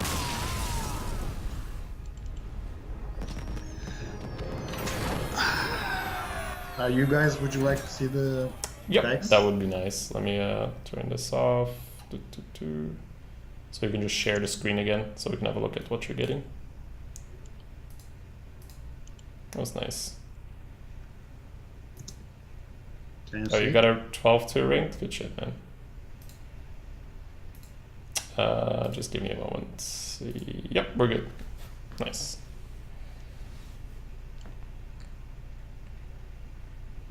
Yeah, Sap was amazing for us. It Yeah. just, like, it won us a couple games that were looking like the Druid game was 100% Sap. Yeah.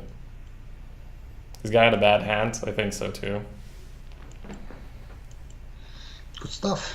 Yeah, lots of money, golden card, pack. Yeah. Nice. Let me open the pack as well.